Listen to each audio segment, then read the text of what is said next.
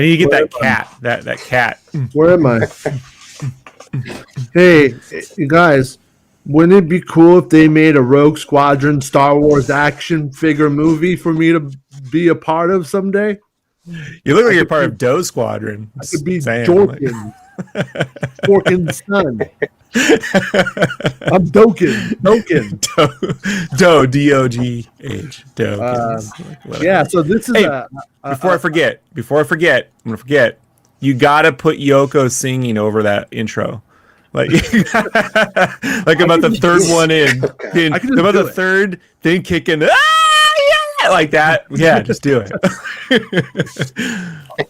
Do some John Lennon. Crying about his mommy.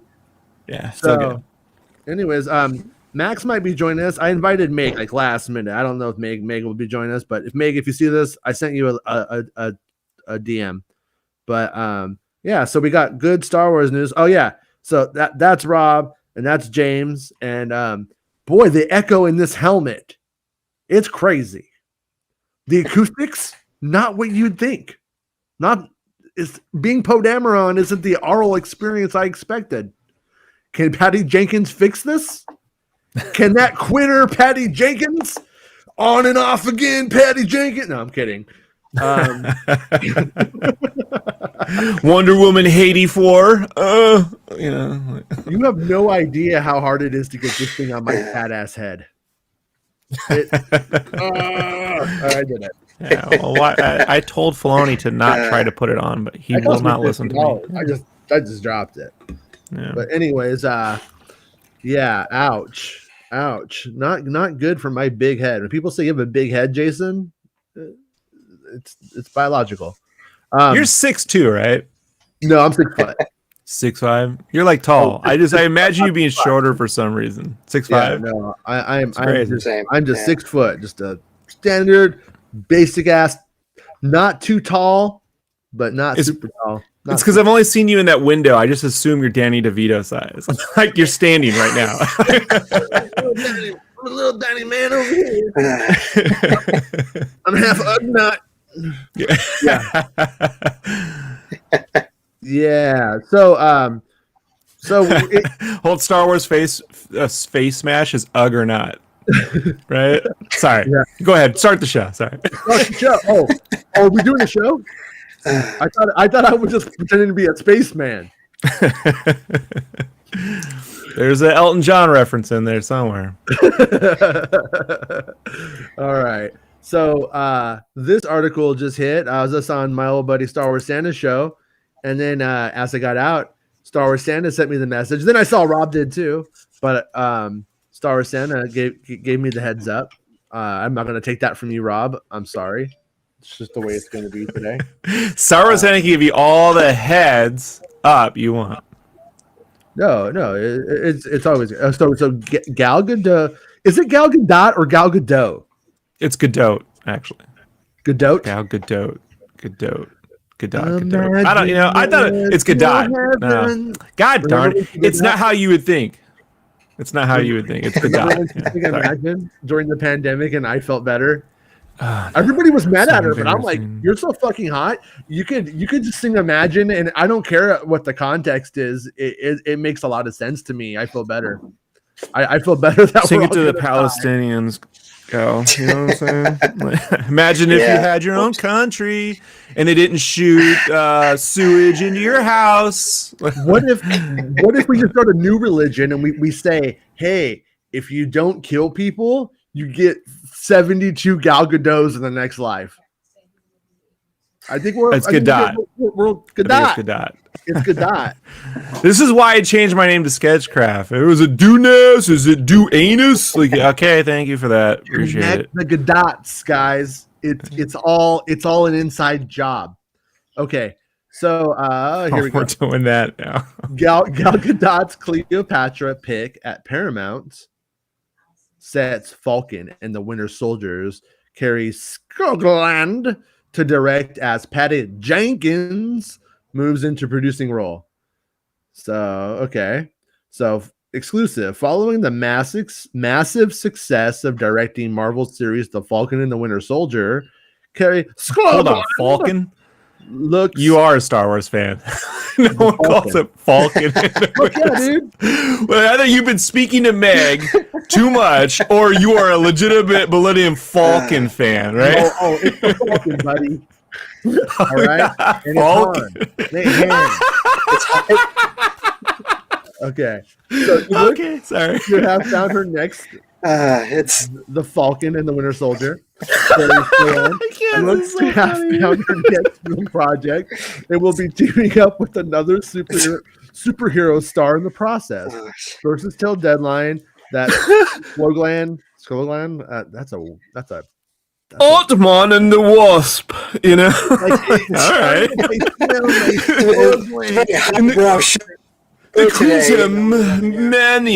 Quintamania. Okay, you got me. I'm interested. Paramount's Cleopatra, starring Gal Gadot. I'm not making fun. It's just no one can settle this, man. She says it. She said it once on DC Fandom, and I thought it was settled, and I still can't remember. Sorry. Yeah. All I know is she's hot. I probably heard her say it before, and I was just like, "You're like hot. I don't know what you're saying right now. Those words come out of your mouth. But I don't care." So more importantly, she's incredibly charming in that role. I could see a situation. I do think, like, to compare, say, like to a Captain Marvel, I feel like that actress takes it too serious, right? Like, there's a little like bring it down a level, you know? Like, I think, like, especially that first Wonder Woman movie when she's buying clothes, she could walk in there and just charm the pants off of any woman or man. Like, she's fucking super charming. Yeah. I right now I don't have any pants on right now. I'm not wearing any. You're standing straight up too. Just from reading this article. I hear you. Thankfully, I have an any. Okay. So glad it's Monday. Okay. I got my headphones on. Now I feel like I'm back where I'm supposed to be. Okay. So you got back. I got back. All right. So Slogan steps in for Patty Jenkins, who was attached to direct and is pivoting to a producing role. So Patty's like, look, guys, I got to write the Jedi Stormtroopers movie. And if I don't do it, I'm going to have to just produce this one and then direct it. I don't want to direct it. So I'm going to make the Star Wars movie. I'm going to produce this one. So Jenkins fell off as a director so she could focus on her next two projects, Wonder Woman 3 and Star Wars Rogue Squadron. So that's where our money's at. Everything after in that order in this article is done. So is it telling that it says Wonder Woman 3 and Rogue Squadron? And then does that confirm that the last couple of weeks haven't been just bullshit, that there was essentially a massive delay? Yeah. That's telling. I'd say so. Yeah. It's deadline, bro. Like, it's in that order for a reason too. I also think it's telling that probably says that Rogue Squadron was going to be DOA if she made that other film. That they weren't going to go with another director. That seems like something Patty probably conjured up, and and Lucasfilm's like, well, we don't need to make this, you know. So. Yeah. She probably, or perhaps tried to see what the flexibility on that was, and it was not very flexible at all. But because I had talked to some cats, and those cats were telling me, they're like, the window for Rogue Squadron is closed based off of what we want to do next. And so maybe they just decided it was worth going forward and doing it anyways. I personally feel like when they tried to do Solo, a Star Wars story, so close to the Han Solo movie, I'm really fucking this up, to The Last Jedi, when they made that mistake, it was a different time. I think by the time these movies come out, we are hopefully going to be in a better place with that COVID magic pill. We hope. And if that's the case, then we end up, I'm going to go to the movies all the time. Like, I'm going to go to the movies like every weekend. Like, I missed going to the movies so much. And when I go right now, I went to see Ghostbusters and I saw The Green Knight. Both of those were weird experiences that I enjoyed, but only on a weird level. Like it was like a guilty pleasure moment of like, I shouldn't be doing this. This doesn't feel right. It's not completely the best idea yet to be doing this. But by the time these movies hit, by the time we get to that place, we will hopefully be in a better world. We hope. And if it is, make those movies.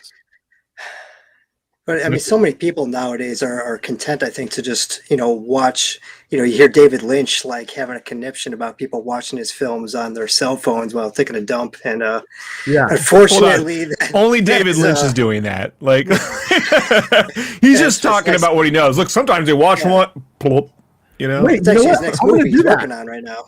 I'm gonna rewatch all the Marvel films while I shit. I'm just gonna get. That's the only way I could probably sit through Eraserhead for the fucking third time. Oh, Eraserhead is so good.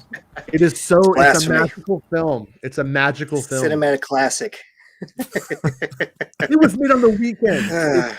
It's an independent success story. All right. I will say, if Eraserhead is just all like bullshit, if all of Lynch is bullshit, Lynch is the grifter of the millennium, because that is a hard grift. Seriously, it's kind of like Andy Warhol in Men in Black 3. Yeah, with Bill Hader playing him. I think you should always. I'm making these shit movies and they love it. I think you should always compare David Lynch's Eraserhead to Men in Black 3. Good call, James. I agree with you. I think Twin Peaks is where he peaked. Twin Peaks is brilliant. David Lynch needs a fucking muzzle. Like, he needs some kind of limitation. It's too much. Yeah, I do. The problem with any artist, go on. I say whether it's David Bowie or any of these guys that are kind of on the lunatic fringe, part of it is like, I think half the stuff they do is crap, but it's only because they're really pushing the envelope. And so if you're going to create something fantastic, you kind of have to be that guy that's going to take that risk and be like, this might be just weird as shit, but I'm going to do it anyhow. And you have to have someone to convert. Big failures, right? Huge. Yeah. Big failures, big wins. Yep. Yeah. Mm-hmm. Yeah. Like the Metallica Lou Reed album. That's yeah, I like it. Truly don't love it. I don't listen to it for fun all the time. I think it's the best thing Metallica did since I was a kid. Yeah, absolutely. Interesting thing he did since I was a kid. By the way, did you guys know that Lou Reed, the guy, I guess you don't know who Lou Reed is. You should listen to Velvet Underground if you haven't kids. But you probably have heard Perfect Day, beautiful song. A little overdone now. But Lou Reed liked to have the dookie and you know what I'm talking about? Yeah. We're talking about Rogue Squadron. Jesus. Yeah, it's Monday. Yeah, you see, you bring David Lynch, the whole fucking show goes into a place that I just see what happens. Sorry. If it's a holographic universe, he's definitely malware. Yeah, of some kind. I can't. No, I told you, he's the person I could listen to speak forever. I think he's a brilliant speaker. I don't like his films. I've tried. I have tried, man. I go in there and I'm like, I like Kurosawa, I like Citizen Kane. I don't mean the samurai film. Stray Dog is fucking probably my favorite Kurosawa film. Like, I'm just saying that, like, I like Jia Tuto, whatever, that fucking dude with where he never talks in all of his movies, just walk around, all that shit. I like weird shit, but fucking Lynch, man, it's like, I told Jay, there's a certain group, like when Yoko's singing, that's what it's like for me. Whatever that is. My drummer, when he learned this news, he texted me back, "Pooh Reed." And I was like, "You're a genius." That's funny. But anyways, so about a few weeks ago, there were rumors that that Rogue Squadron was going to be canceled. That High Republic or Old Republic movie was going to come out. That doesn't appear to have had any legs. And then now here we are, about 2-3 weeks later, and Patty Jenkins is Leroy Jenkins back in. I'm Leroy Jenkins. I'm making Star Wars movies again, and it's happening. So what it really looks like is that we had a delay, right? We had a delay, and they needed to work it out. Then they did, and then the news got out about the delay, and it went right to it being canceled. Just like Rangers of the New Republic being not in active development. Well, it was like, it just hasn't been written yet. And then now it's being assimilated, but same point. I don't know about you guys, but I've yet to hear of an official Star Wars movie announcement that's getting me excited. Yeah. Like, I've yet to hear that. Yeah, don't hold your breath. Yeah. But you know How what? far off do you think they're planning? How far ahead do you think they've got this kind of planned out? I've heard that they tend to have a decade worked out, a decade of intention is how I would place it. But I will say the thing about it is everything is referential. We're going to make a Han Solo movie. Oh, okay. I know that. But if you say I'm gonna make Tom Bok Timbuktu's Star Wars saga, I'm not going to get excited for that. I have no idea what the fuck that is. I have no idea what the fuck that means, and it doesn't. You know what I mean? So it's like, and then they don't want to tell us anything. So it could be, it's a Star Wars movie loosely based on Arthurian legend. They're not going to tell us that.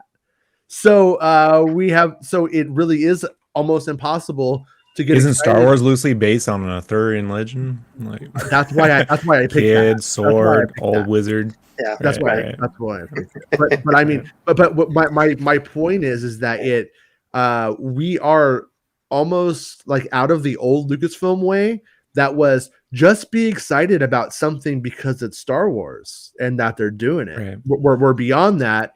And then now we're not until their design, which is when we give you the fucking trailer. That's when we want you to get excited.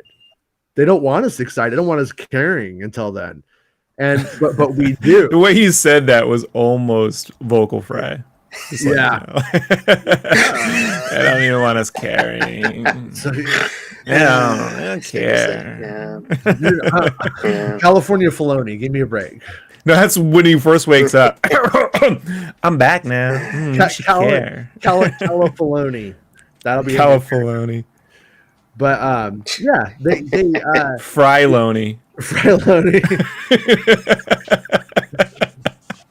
Yeah, sorry, I don't know. I find that funny. And he looks like the McDonald's fry guys, right? Like he's got the little hat on, but he's a fry guy. It's Fryloni.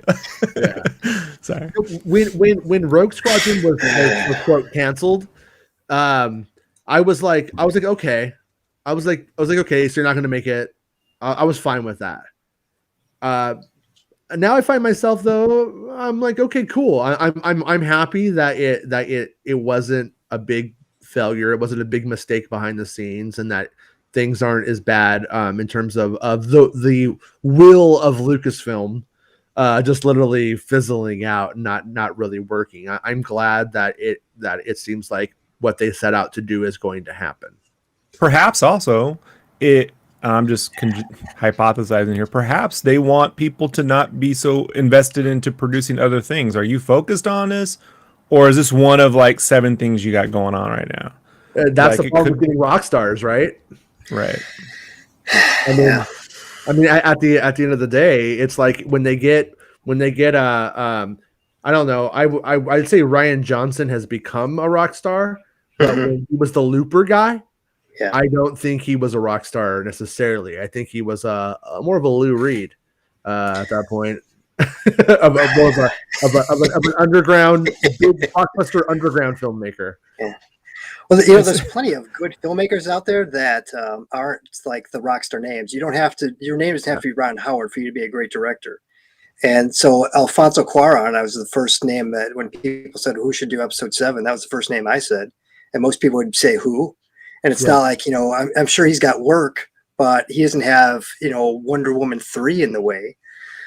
So there's plenty of people they could go out and get, but they just don't. And it makes no sense. It's like they want the marquee name that has a big draw, but you're Star Wars. You don't need a marquee name. You just need a good director.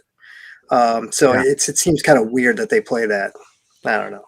Is that a product of Disney being a publicly held company, not a privately held company, and needing to wow investors and to just try to push everything in at 10? Like, is that? I think it's more that those people don't want to work for them. Even in the Marvel franchise, Kenneth Branagh had his issues with them. Edgar Wright, who else? Joe Johnston. I know you guys are talking about the one time. I can say that so he did a private signing once, and he throughout that time was voicing his displeasure of Disney, and this was even before the acquisition right for Lucasfilm. So I mean, yeah. So I mean, people like that don't want to work for them. right So you get the people that are like the Bryce Dallas Howards, the Patty Jenkins, and something like that. That's going to be the corporate yes man that has some clout. Those are probably the only people that are going to say yes. You know, it's a good chance that maybe they did approach someone like Alfonso Cuarón to direct, or even you know, Guillermo del Toro or something like that, and they're just like, not worth the headache. Nah, I'm good. They don't want to do it. yeah because I personally would rather I liked what they were doing originally when they were like, we're going to get quote young directors, which really just meant people who hadn't done a bunch of blockbusters yet, and we were going to let them play in the Star Wars universe and see what they kick out. And I liked it, but then I think that once they took that and held that against the financial risk of that game, it wasn't allowed to happen. But it's even stranger. Like I know Tony Gilroy isn't exactly somebody you would call a young director, but I still think he fits into the same mold, and that's so they almost like replaced Gareth with almost like the other guy who they would have used if they hadn't gone with him in a weird way. Right.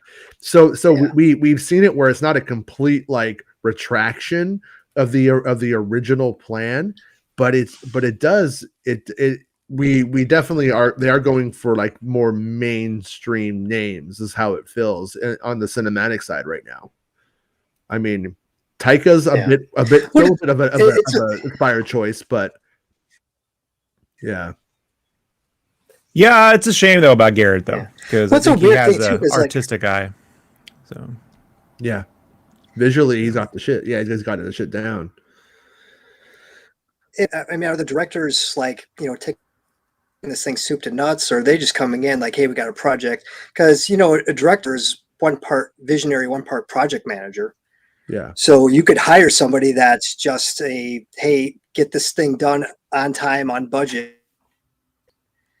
And we got the creatives that are handling the actual story execution. You just need to do the actual nuts and bolts work and get out there and get the footage for us.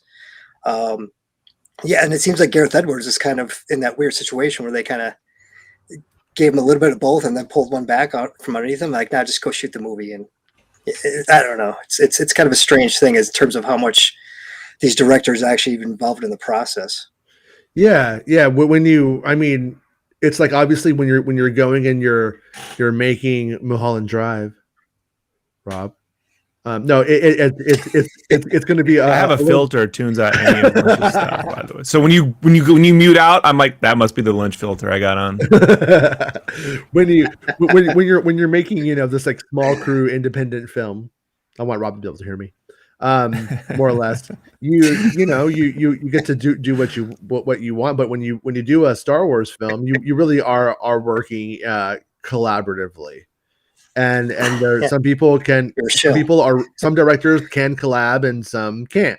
It's kind of I think what it ends up coming down to an extent. Like I don't mean like Gareth couldn't. He was just like, I think they made him feel like he was in over his head, and he said, "Okay, I'm in over my head." That is the impression that I get. I have a friend who I'm not going to name because he doesn't want people. George Lucas. It's George Lucas. Just say his name. I have a friend who got his break in animation, right? And he was like, Lucas. Yeah, he was. It was really weird because he was doing some amazing.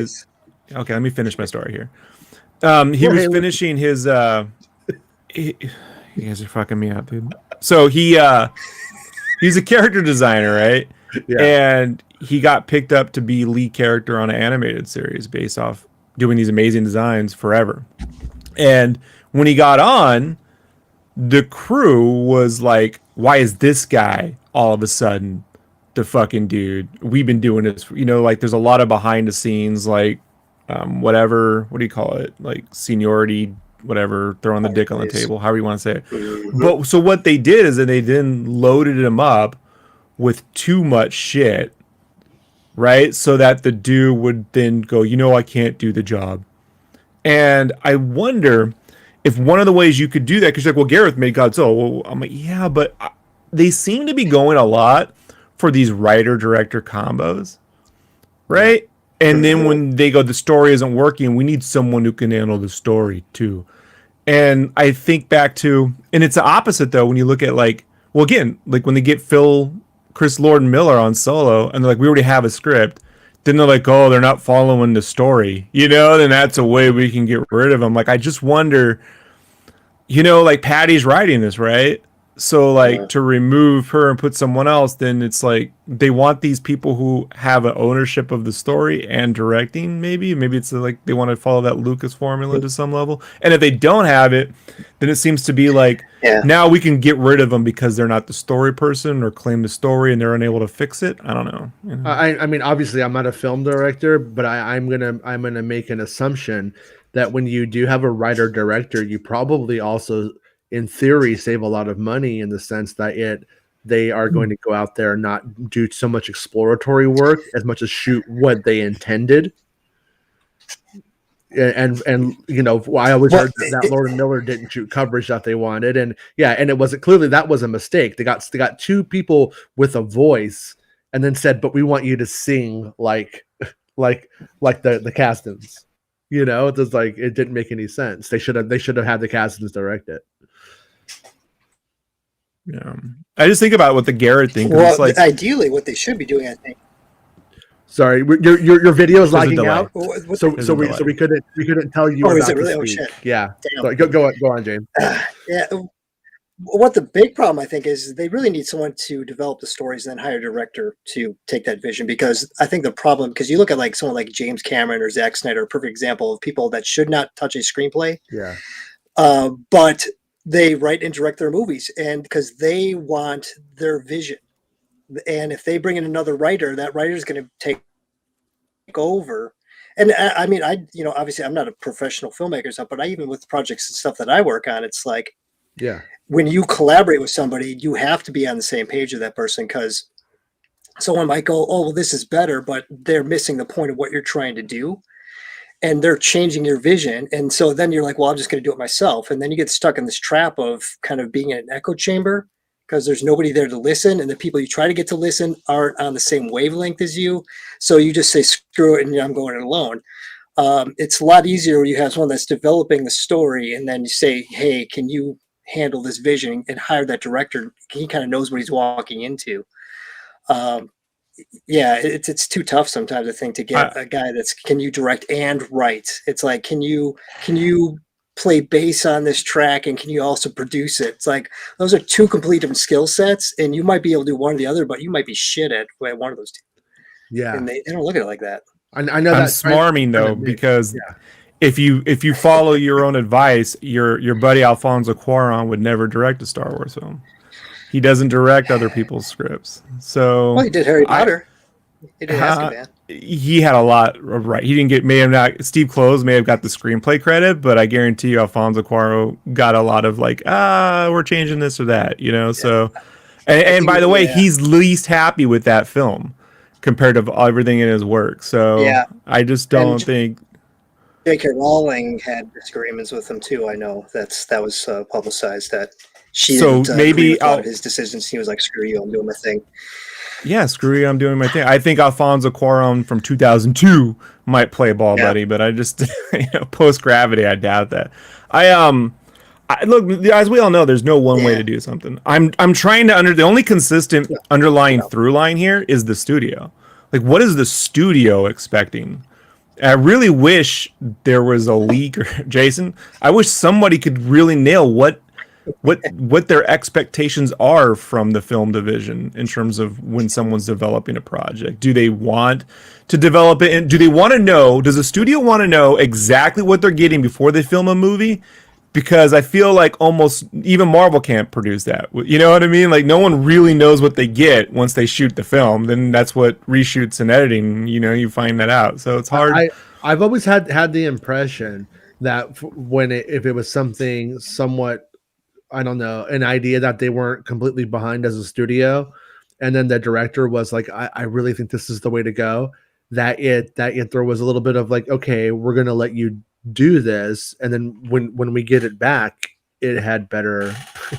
if it's not that, then we're gonna go the other way, and so I get the impression that in terms of making a corporate Mickey Mouse douchebag movie for a corporate studio, it's a lot better of a way of doing it than you would think overall. And that's once again why I am a big proponent of Kathleen Kennedy in general. It's where I'm like, okay, I think she gets movie making in general. But you know, yeah, I also think though Solo, if we were to say. Yeah, go on, James. Sorry, James. Yeah, it's the delays making it weird. No worries though. Go on, James. Yeah. Okay, we lost James. Go. What do you got there, Rob? It always kind of. Oh no. It's a live. James is. I like listening to James. It's frustrating for me. He's Max Headroom. he was Max Headroom today. James is one of the few people that's come on. I've been like, I like that cat's opinion. Like, yeah, no, I'm joking. I like everyone. I threw him off. I threw him off because I said, you know what, you're breaking the show, James. You're fucking it up. We are professionals here.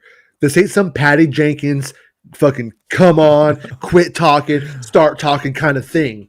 And no, as soon as James is doing a quick restart, let's see if he's back. Here's what I was gonna say. I feel like my observation of the situation is you're back. Okay. My observation of it is that Lucasfilm prefers a writer-director combo. And Solo making so little money compared to what everything else is only affirms their belief. Because if you look at, well, why did Trevorrow left? Well, Trevorrow had a co-writing credit on the script, and when he's gone, we get a new script. And that new script comes from the director. Rian Johnson, write. JJ, co-write. You know, Rogue One started out with, we kind of had a previously made script in the director, didn't work, and we had to get a writer-director combo to come fix it, who could write it and then direct. That's what I'm trying to say. Like, I think they prefer that. They just haven't actually said that, you know? Well, when you look at Kathleen Kennedy's body of work, it has mostly been writer-directors. I don't know if it's mostly, but largely. The main people that she goes back to a lot of the times has been that. Spielberg is a little bit of a weird one in the sense that I think he has his hand in the writing thing, but it's never for the most part later on in his career was more of like, I want you guys to go do this. Yeah. And he's only got one credit in his career.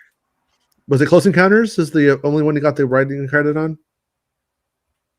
It was Poltergeist, actually, if I'm not mistaken. I think he's got a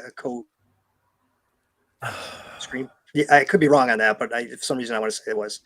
But what I was going to say earlier, I met Alan Dean Foster some years ago, and I was talking to him because, of course, you know, he did all these novelizations for like Aliens, Star Wars, on and on. And I was like, how come you never made a movie? I mean, and he's like, I know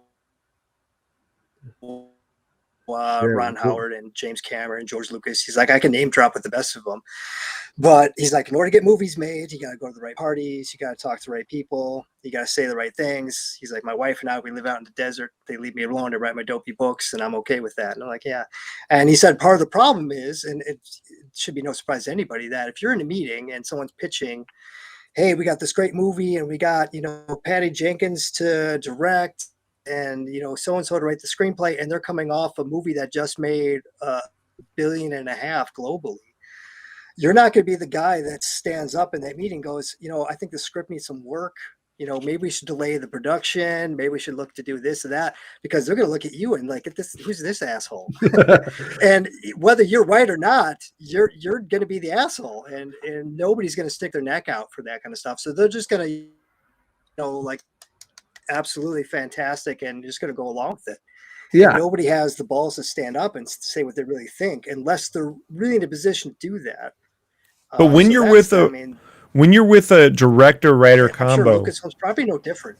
When you're with a director-writer combo, you do things will take 4 times longer, unless like Rian Johansson is literally an exception to the rule. The guy can write a script, I believe, in 3 weeks if he needed to. Like, He's a very productive person when he knows what he wants to make, and that is an exceptional. Very few people. I mean, that's like John Hughes area, like that. I mean, he hasn't produced as many scripts as John Hughes, obviously, but like that's an exceptional talent. Like look at Matt Reeves, 6 years to get a Batman movie made. Well, there's something to be said about 6 years, quality versus quantity, because like, God, there was a psychology experiment they did where they had like people, they said like, make the best vase you can. It was your whole purpose of this thing is, just produce one vase as amazing as you can, spend all your time on it. And everybody just make as many as you can. And when they finally had competition to judge which was the best, the people that were told to just make the one as best they can lost. So it's like, okay, if I just shit out 10, the odds of one of those 10 being good versus someone just concentrating all their effort on trying to make the best one. Well, that's what iteration's all about. So, I mean, there's a philosophy on that. Yeah, it's called iteration. But it's called iteration. That's like a is that basically what the studios do with their smaller films? Marvel does it with their larger films. I mean, when they're going for reshoots, they're not going for reshoots because like whole film's a train wreck. It's because they're like literally we budget now knowing we're going to pivot, or we have other things that have come up and new availabilities, or we're going to wait on stuff. And so it's just a production mentality. It depends on who you get. I do tell you though, when you wait on one person to do 2 jobs, things will take longer. It's a bandwidth issue. Yeah. Clearly only single humans have so much bandwidth. So that's if you're going to plan out 10 years and only make 1.5 films, I suppose that works. If you're like, we want to make a consistent Star Wars film every 2 years, something's got to change. That old Hollywood way is not going to get you there. You're going to be in the Batman territory where it's going to take 3 to 4 years. And even then, Batman, as we both know, was contentious. Like, you give Tim Burton more leeway, you get a Batman Returns movie in which it doesn't really tie to the first film. It sort of doesn't. A lot of people love it. Some people hate it. I'm 50-50. I love parts of it. You get Batman setting people on fire, but we can't have Batman shoot people with guns. I don't know. You know what I mean? Like it's a weird territory. So I think if they want a film, I think like that was the hope with the Game of Thrones dudes, is that they would be so used to this that they could put something together where every 2 to 3 years you're getting a big theatrical release, and then the TV can like satiate us in between, but now I don't know. Yeah. The problem that they kind of run up against is that they have to have this like tightly slotted film release like schedule that works with James Cameron and Marvel and all of that kind of shit. Whereas like in reality, if they did hire 10 of these filmmaker, writer, director, filmmakers, they could all just be working on their stuff and then getting it when they're ready to go, they go.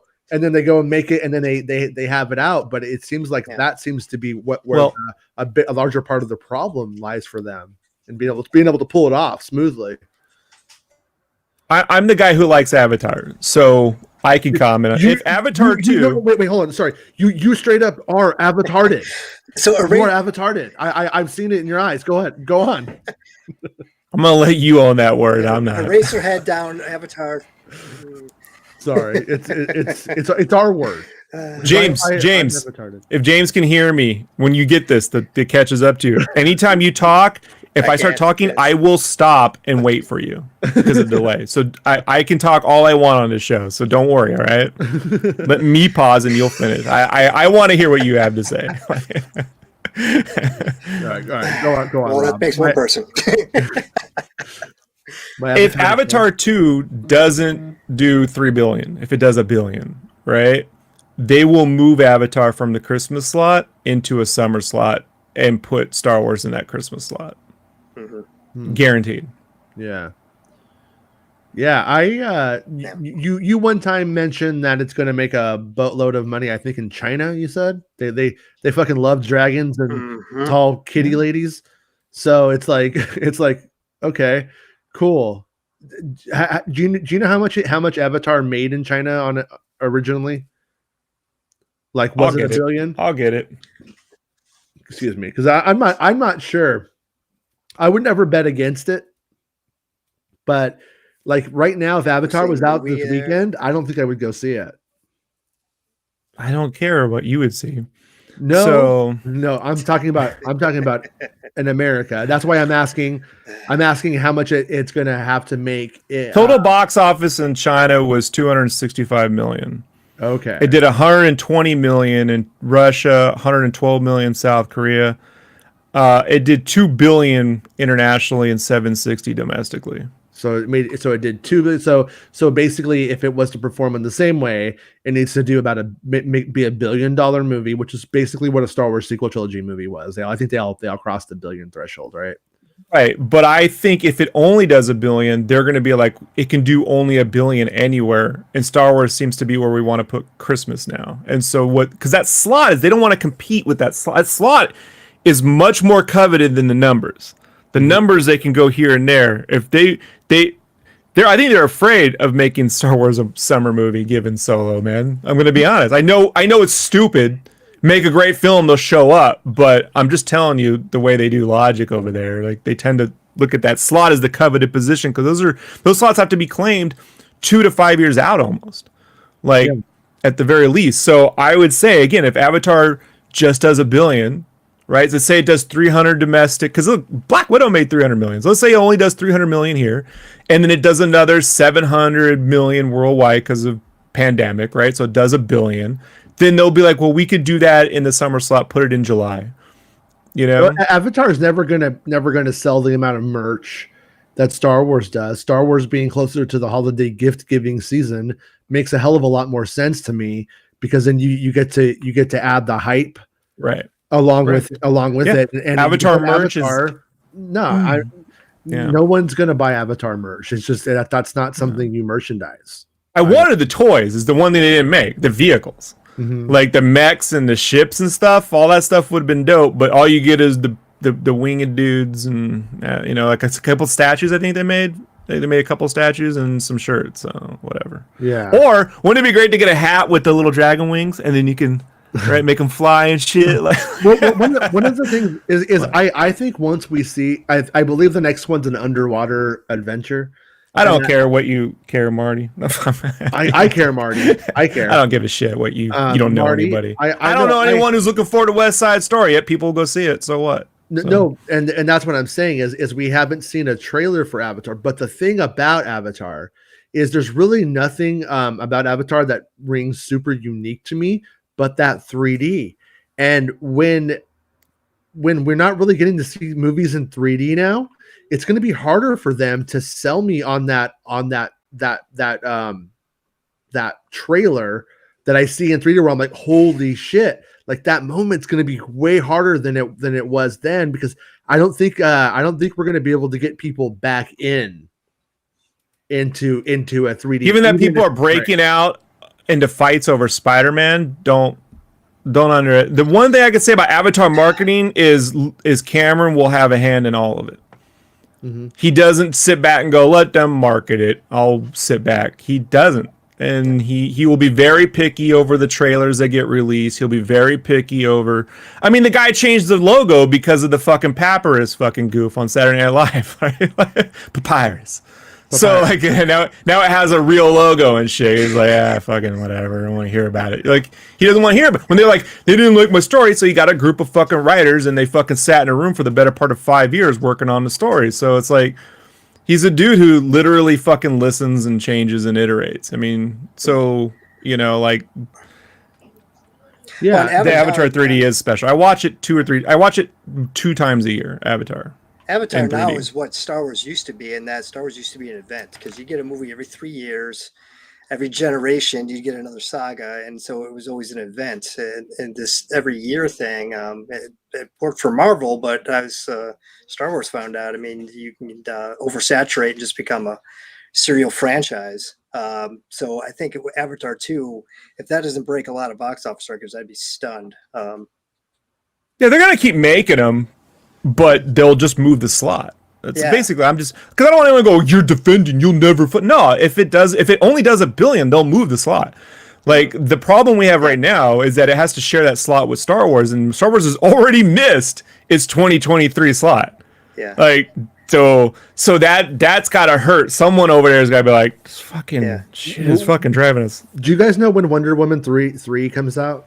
I almost called it Wonder Woman 3D because of the conversation. I know. No, they didn't even. I mean, I assume there's no script or even a script meant at this point. So yeah, because I'm a little curious if the wording in that article is the way it seems, where it's not coming till after. Because if that's the case, I mean, it looks like it would be 2025. I hope none of these people are looking forward to Avatar, so I can see the theater alone. Like I can be there by myself, away from you people. No, you don't want that. I get excited when people say they're not going. I can't wait. It means I can get the whole theater to myself. No, my dad, my father fucking loves Avatar. He's like, this shit is so good. I'm just like, okay, dude. The mistake with Avatar was Matt Damon turning down the lead role. The Sam Worthington's the winner of that film is Zoe Saldana and Stephen Lang by a long mile. So like I feel like the minute that he cast Sam Worthington in there, it was like, all right, like he obviously made Zoe Saldana fucking the bigger character, but Matt Damon turning that down, he lost. What did he say? It was for 10% of the gross or whatever. So he lost almost $300 million off that deal. Whew. I saw that Avatar 2 has Titanic in it. She's in it, so that's cool. Kate Winslet. Yeah. Yeah. The fact that they shot the sad part, the thing about Avatar 2 through whatever that saddens me to no end is Cinefex is gone. Right. So I don't know what specials we're gonna get. I'm really interested. They had to develop a 3D Disney rig. Plus, friend. The interesting worlds of Avatar. Bro, there's nothing on the making of Get Back on the fucking extras on Disney Plus. I have to go to YouTube and listen to fucking Pete Jackson talk to like 700 other fucking outlets about it. It's kind of the making of already. I want to know about. I want to see how they upgraded the footage, all the process, the technical. Yeah. I love the technical shit. And on Avatar 2, they had this 3D rig where it has to change. So when it goes underwater and out, and when it goes out, it has to shift ocular and light, like because light reflects differently underwater, and it reflects differently outside the water, and it has to do that instantaneously. There's a bunch of tech that I used to get really excited about Star Wars about the tech. We don't even talk about the tech anymore. Now it's just like, what grand storylines are we going to get from the comics? Like I care about the tech, dude. We don't talk about the tech. We do. A bunch of kids know what the volume is, and they're talking about the volume. That is the first time since the prequels we've talked about the tech on Star Wars, the volume. And it's genuinely exciting. Yeah. But how long did they hold off on talking about it, even admitting that they got this new thing set up? They waited a long time. I had the photos of the test of that from Rogue One when they were testing the starship stuff. That they were how they were doing it. It's big screens, and so that way it was like real and they could react to it. Right. And it was super secret. I don't think that they wanted it. I don't think that they wanted their trade secrets kind of getting out there. It just bugs me with this new. This is the thing about the new Lucasfilm I fucking hate. They hide tech. They hide the puppet. We don't know who makes the puppets on Solo. We don't see the puppeteers making anything. They do not talk about the making of this stuff anymore. That's the Disney part I fucking literally can't stand. Yeah. Irks me to no end. And Cinefex is gone. So Cinefex was the one place where you could go and read up about the volume on the Mando and see the models. Like if Cinefex was there now, when Boba Fett comes out, we'd see them constructing that little spider, right? The fucking monk spider, and watching them, the rig and how they shot it. And we're not going to see any of it. I do agree with you. I think that it like being able to do those extras and those little featurettes and stuff like that constantly, teaching children how to dream is important. In that I wish that they were doing it more, and that they would have done it more in the past than they do today by far. But James Cameron, I think, is gonna make a bunch of fucking little documentaries and little things like that, and I think he'll want them to put it on Disney Plus. And I think he has the power, and they will. I think Star Wars has a weird relation now with technology, because there's this whole like nostalgia. We want to do retro, or you can't do digital. Like when they announced the sequel trilogy, I was like, okay, well, at least we can probably see, Star Wars movie shot on a red 4K camera, it'll be in 3D. It'll look freaking amazing. And then they're like, no, we're going to do film. And it's like, why are we going to this retro shit when Practical Star Wars effects. was a pioneer? Yeah, practical. Oh, we can't do CG characters. We got to use puppets. And it's like, this is completely the antithesis of what Star Wars was. It's pushing the envelope. And it's like, no, let's go back to shit they did in the 70s. No, hey man, don't shit on puppets. Don't shit on puppets, James. Now I don't want to hear what you have to say. I'm getting a comment sitting about 5 feet. No, it needs a blend. Star Wars is Americana. It's a blend. Star Wars is a mashup of everything. It needs CG where it's appropriate. It needs puppets where it's appropriate. Like I don't want you don't like a puppet, like a CGI Silicious Crumb ain't gonna be more endearing than the puppet Silicious Crumb. Well, however, when you need 100 fucking Gungans running around a fucking field fighting, puppets ain't gonna get you there. Although I do think puppets would get you there, but I think they would be better. So I don't know, bro. The thing is, they don't share the process. That's my problem. And Cinefex was the one outlet that did that. And the fact that we got like 100 new billionaires created this last year and no one can fund Cinefex angers me to no end, man. Like, it's just ridiculous. Like, Disney Plus won't share it. They just won't. No.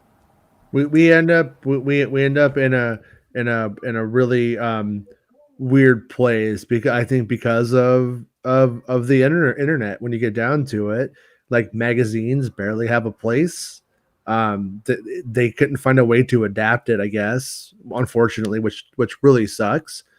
But also, but like what James was saying is we ended up with CGI being the enemy when CGI is the only reason why we're getting half this shit at all. And so they I think they are afraid to talk about their process more, because when they do, it's just going to allow someone to cultivate a discourse about why they suck dick at what they do. Yeah, because look how much applause they got when they said, "Oh, we're shooting on film," and people were like, "Oh my god, episode 7 is going to be on film," and it's like, to most people that means nothing. I mean, if I asked the average person that was applauding that situation, what's the difference between shooting digitally and shooting on film, they wouldn't know. But it's just this idea of that it's like these hipsters listen to their vinyl records saying, "Oh, it's so much better." It's different. So Jason's gonna get mad at you now. Well, it is better. It is better. I'm the one with the It is better. Vinyl's not loudness better. wars are a thing, friend. The loudness wars are a thing. It's worse for the environment, but it produces a better sound. But Captain Disillusion did a Flight of the Navigator breakdown about 6 months ago. It's about 40 minutes long. It's really good. But he talks about how like it's really funny in modern visual effects if you go back to the 80s. And Flight of the Navigator, the whole point was they're like, this is a CG ship. It's CGI. It's how CGI was seen as it's new, it's brand, it's the big thing. You needed more CGI. In actuality, only like 27% of the visual effects in Flight of the Navigator are actually CGI. And even that ship a lot of times is a physical model. Here's all the shots where it's a physical model. And isn't it crazy how they got you to think it was CGI because it blended with the actual CGI shots? Wherein now, it's the opposite, where you're like, everything is real. It's not actually CGI. To the point where they say that on footage of films where you're clearly, like the one I think of is, what's the bear movie? The Revenant? Where The Revenant where Paddington? Paddington. Where Paddington mauls DiCaprio, dude, right? Just fucks them all up over some fucking that's the real prison scene they cut out. The thing about that scene was that is an intensive amount of CGI they have hidden. And so like there was a guy I retweeted last week, he's a visual effects dude I follow, and he's like, I've seen the whole visual effects breakdown of this. It's amazing. But because they want you to think somehow they trained a bear to pretend maul fucking Leonardo DiCaprio, in a way that when I was a kid, some fucking idiots at school thought they trained a shark in Jaws to pretend eat Quint in half. I don't know, man. It's so weird. But they want you to believe it's all real, so they don't show you that visual effect. I don't know, man. Like, it's so odd how they hide their processes, especially given how much they share behind the scenes. Like the idea that they don't want to show you their stuff because it's all trade secrets. Well, but they share a lot of tech behind the scenes. I don't see how that pans out. Well, and I felt like JJ was apologizing in episode 7 for when they announced that like Snoke and Maz Kanata were going to be CGI, because the intention, certainly with Maz Kanata, they had a puppet, just didn't work. They didn't have enough time. Snoke was late in development, so he came in. It was developed post production, and that's really the main reason why those are CGI. Had they had the time to create those as a practical character, they would have. And it had nothing to do with what was the best tool in the toolbox. It was what is going to make the fans happy. And so when you start making movies about, how is the fan reaction going to be to a CGI character? Welcome, J.J. Abrams. Yeah. But at the same time, I almost can't blame him for kowtowing to the fans. They were screaming the loudest. Yeah. I mean, it's like, I think the issue could have just seriously just been curtailed by saying, yeah, there are ways of doing it. There's excess in the wrong direction is bad. It doesn't work. You know what I mean? And and then they could have just been more pragmatic about it. But at the same time, though, I in no way I do think, I mean, it's tried and true. If you use real puppets and you spend the money, that doesn't really go out of fashion. And so when you're making Star Wars films and that they don't necessarily classically don't go out of fashion, it's worth spending the money to do them as puppets. Yeah, it's worth it in the end because it's going to be loved for years. It's not a one and done. It comes out in the theater and it's gone and forgotten. It's not. Here's what I think they should be doing. The characters are going to be on screen, right? They're going to have real screen presence. If they can do it as a puppet, put all your money into that. And all those little back ones you can barely see can be CGI replications of that puppet shit. You don't need to. If it's up close, give us the texture and the physicality. If it's just background fodder, you can make some cheesier puppets and do some CGI duplications and have them walk around and fill the scene. It's just like when they flip it, they go, oh, let's take some, like Maz Kanata's design is just an Orange Julius human. Is not providing anything like so CGI that you're like, what is? It's not replicating human. It's just, you're like, as a puppet, this design might be more charming. As CGI, it just comes off as Uncanny Valley, Sunkiss head. It's like, all right. Well, Grogu's a perfect example. They did a practical puppet, and he's CGI half the time. Most people don't know which one's which when they're watching the show, nor do they give a damn. They're just enjoying the show because it's lost in that. It is funny when they pick him up though, and he doesn't move. No. Like that's what I was going to say. Problem. With somebody who watches the shit all the time, that's where I'm a little bit like, about it. Yeah, where I'm like, in those moments when he picks it up, that's where we needed a CGI Grogu. Some feet. It needs to move. Like it doesn't. It just sits there like, okay, doesn't even breathe. Yeah, I mean, if you're gonna copy Gizmo. Fucking copy Gizmo. They did little tricks at times for Gizmo. Yeah. It makes a big difference. Otherwise, it looks like those kids Wonder Woman saved in Wonder Woman 84 when they turn into mannequins and they're rolling around for 10 years, like it was a Mac and Me clip Paul Rudd brought in for. Oh God. Yeah. All right. Let's. Who wants to get weird? We're doing UFOs now. I'm wearing a laid up cat shirt, so I mean, I'm having. Yeah, James likes the movie Cats, by the way. So anytime he shits on Avatar, you remember that. Well, he likes the one before they erase the butthole. Yeah, he likes the butthole edition. The butthole, Yeah, that's the best part. Black Hole Sun edition. What? I wonder if they will ever release that one.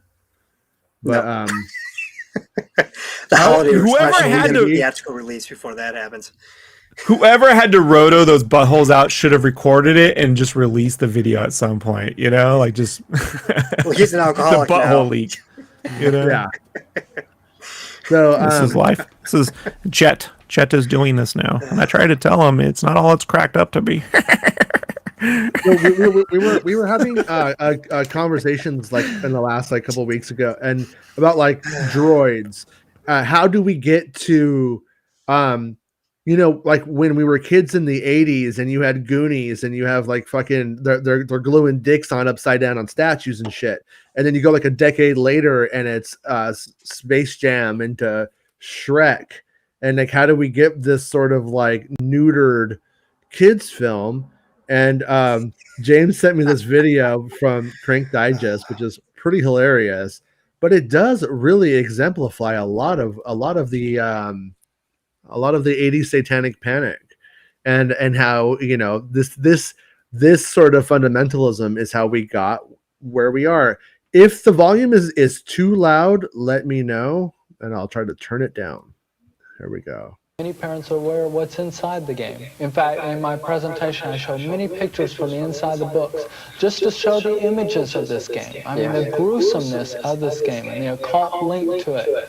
Well, I know that when I did my message, and this has happened, I Look at have this letter guy. after letter where people took the pieces. Now, there's sixes involved in the pieces of the game, but they take the pieces of the game, they would throw them in the incinerator or the fireplace, and screams would come out because there seemed to be some kind of spiritual forces inhabiting those pieces.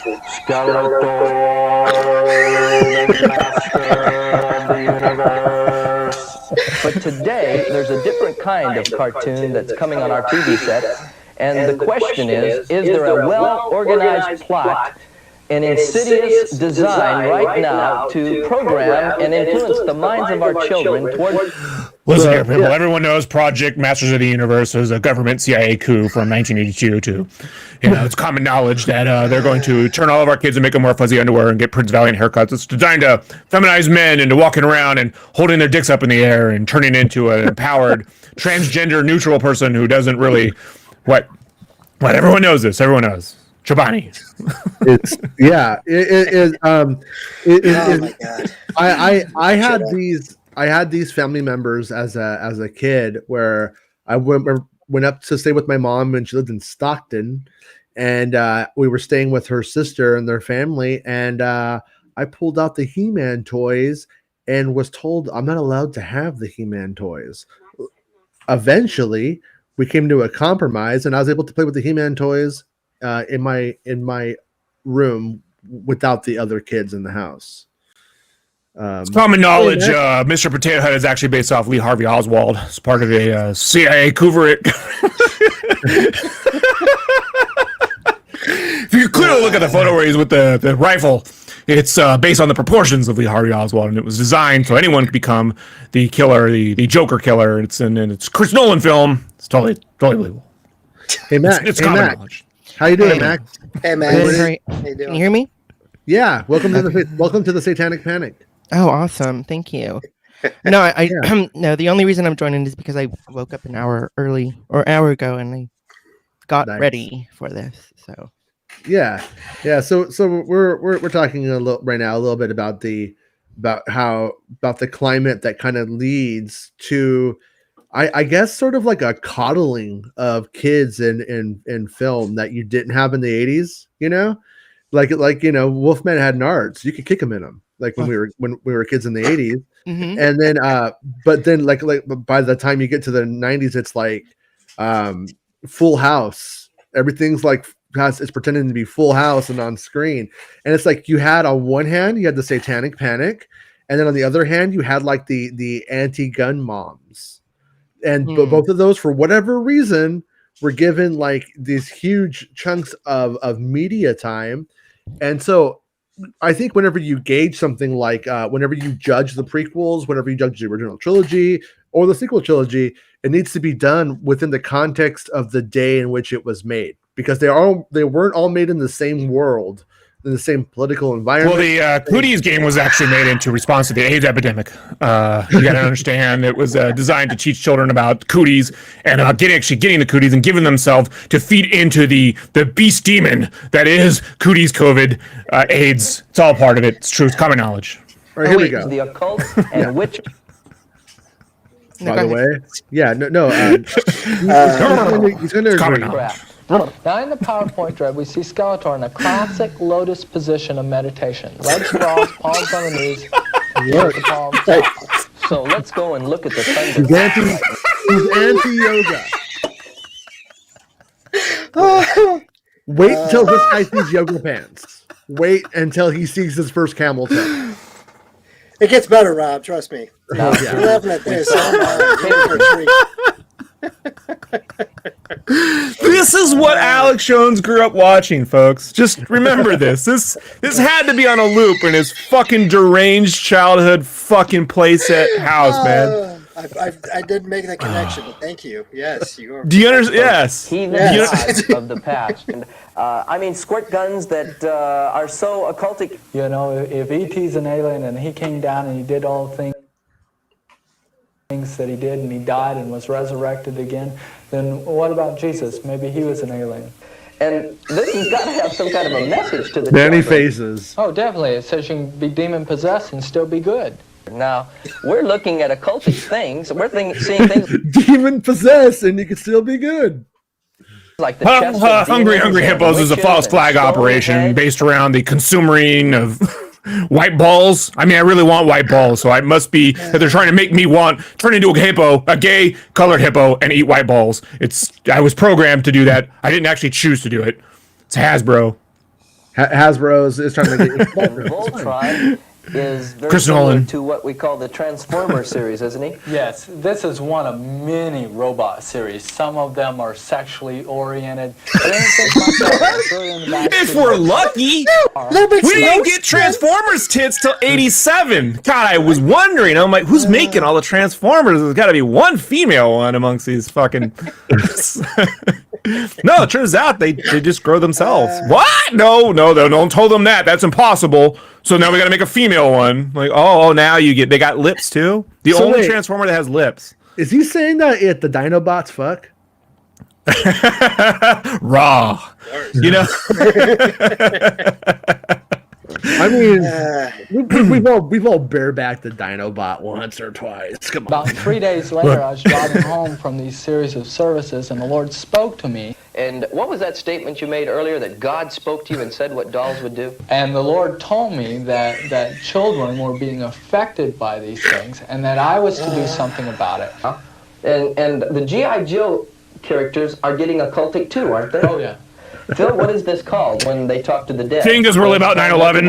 I don't know if you were about it. The whole point is to knock the towers down. Like, Well, they're saying that G.I. Joe talked to the dead. his doll specifically. Yeah. Not make believe.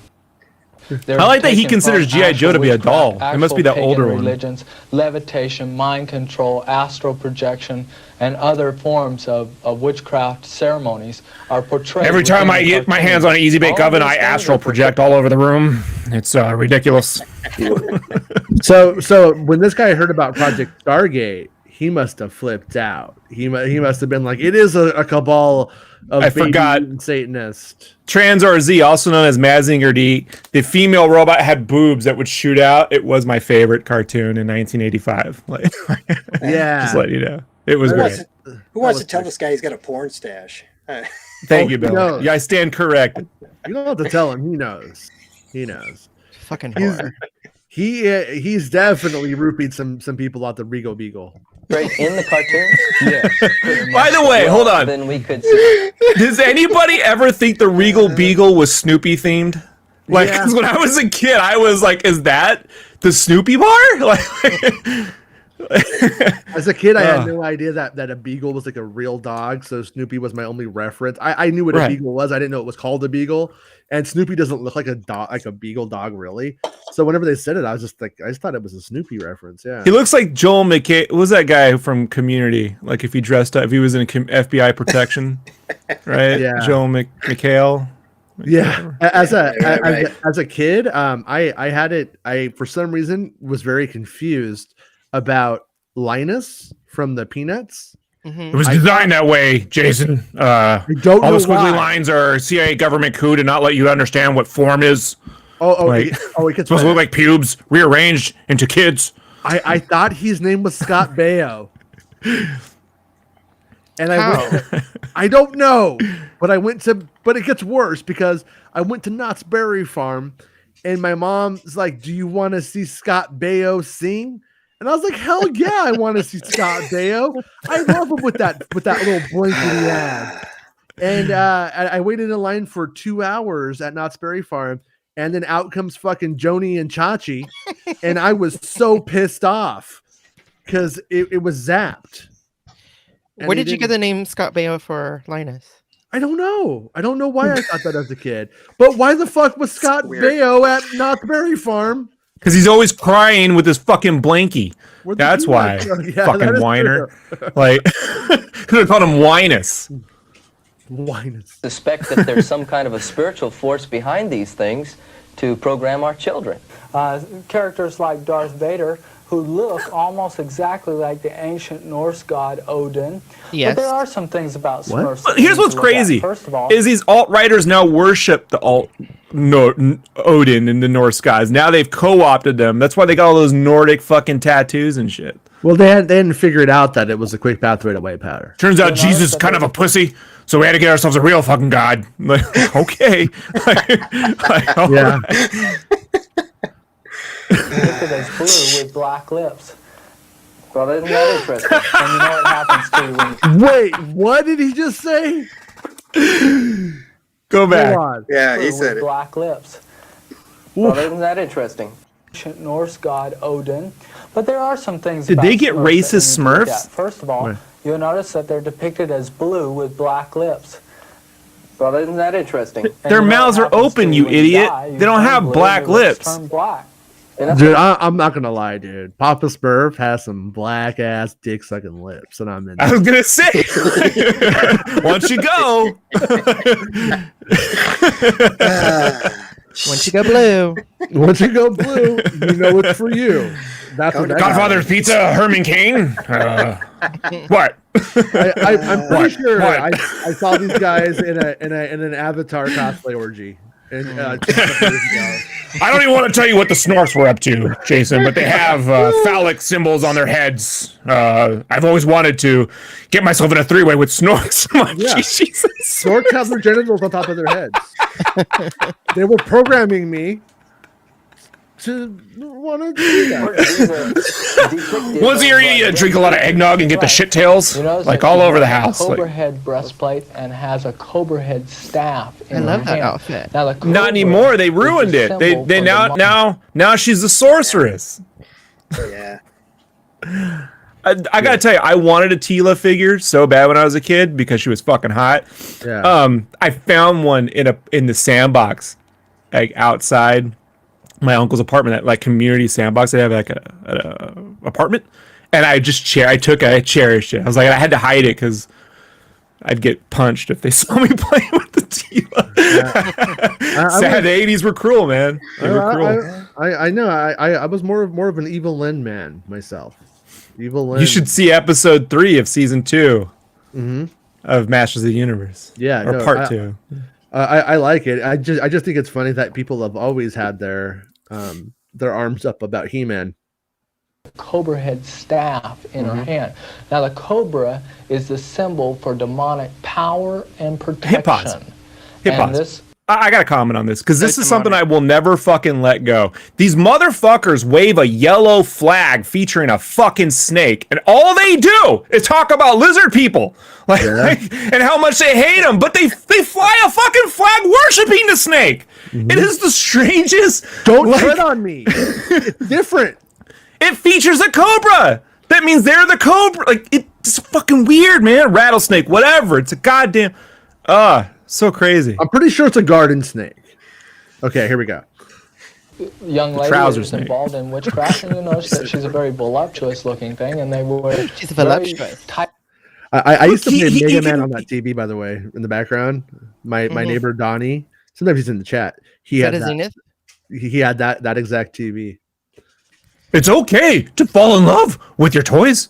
It's perfectly okay. Clothes and sometimes even negligee type things on the show. So there's a sensuality about the toys also. Yes. Like, yeah. And we saw in there that She-Ra was sent to the sixth It doesn't matter what your sexuality is. He-Man has something for you.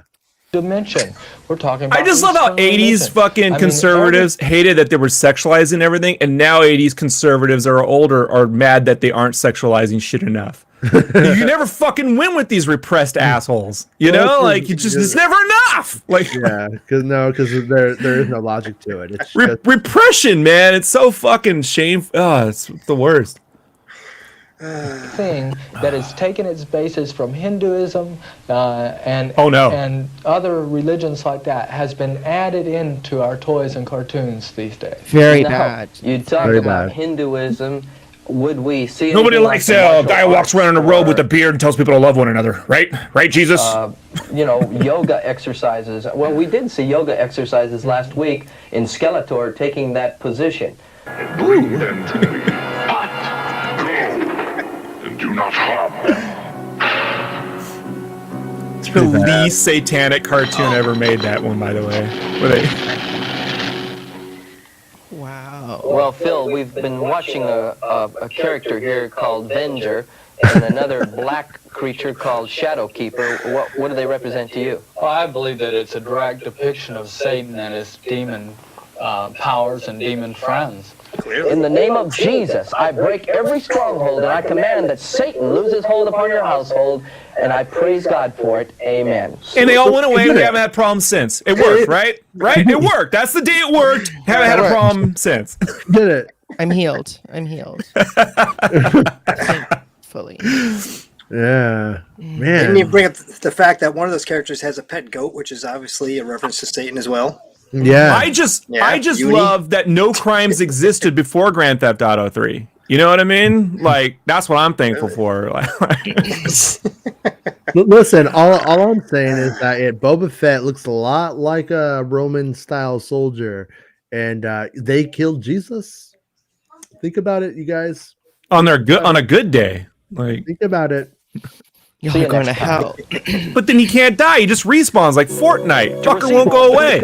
Like, he's just, every time they kill him, he's just come back. What are you gonna do now? Like Dormammu, I've come to bargain. Like, you're stuck with him. No, if we buy this ape set, sinners, I've come to bargain. I will never fucking just keep coming back. Fucking son of all that is. Like, fucking prove it. The book and the newspaper. Simply request the Child Deception Offer and send any donation of $15. Child Deception Offer. Do you remember those verses in the book of Revelation about the flying beast with the riders on it? Is that a sector? It's in Sector. Yeah, I had that one. It's great. Yeah, I had that. Actually, be taken from Revelations. Sure, it looks like it. I cannot believe it. And Obi-Wan. Folks, I don't think you're aware of this, but the world of Nintendo is actually an apocalyptic revelation. It's about the world that's going to exist after humans and video games take over. It's all going to be about Nintendo. They're trying to groom us for the Matrix. So, world of Nintendo. It's in sectors. That's a really big jump for Insectors. I can't lie. I mean, it didn't make one holiday season in Sectors, dude. I tried. I got that one and could never get another fucking toy. They went away so fast. That and the Visionaries with the holograms. They're going to show that the holograms are peering into the afterlife too. Go, please, show me more of my favorite toys. Can't wait. Sure, it looks like it. I cannot believe it. And Obi-Wan Kenobi, and there's a form of witchcraft called Obi-witchcraft, in which wrong character, asshole. Over again releases the power into the witch's lives.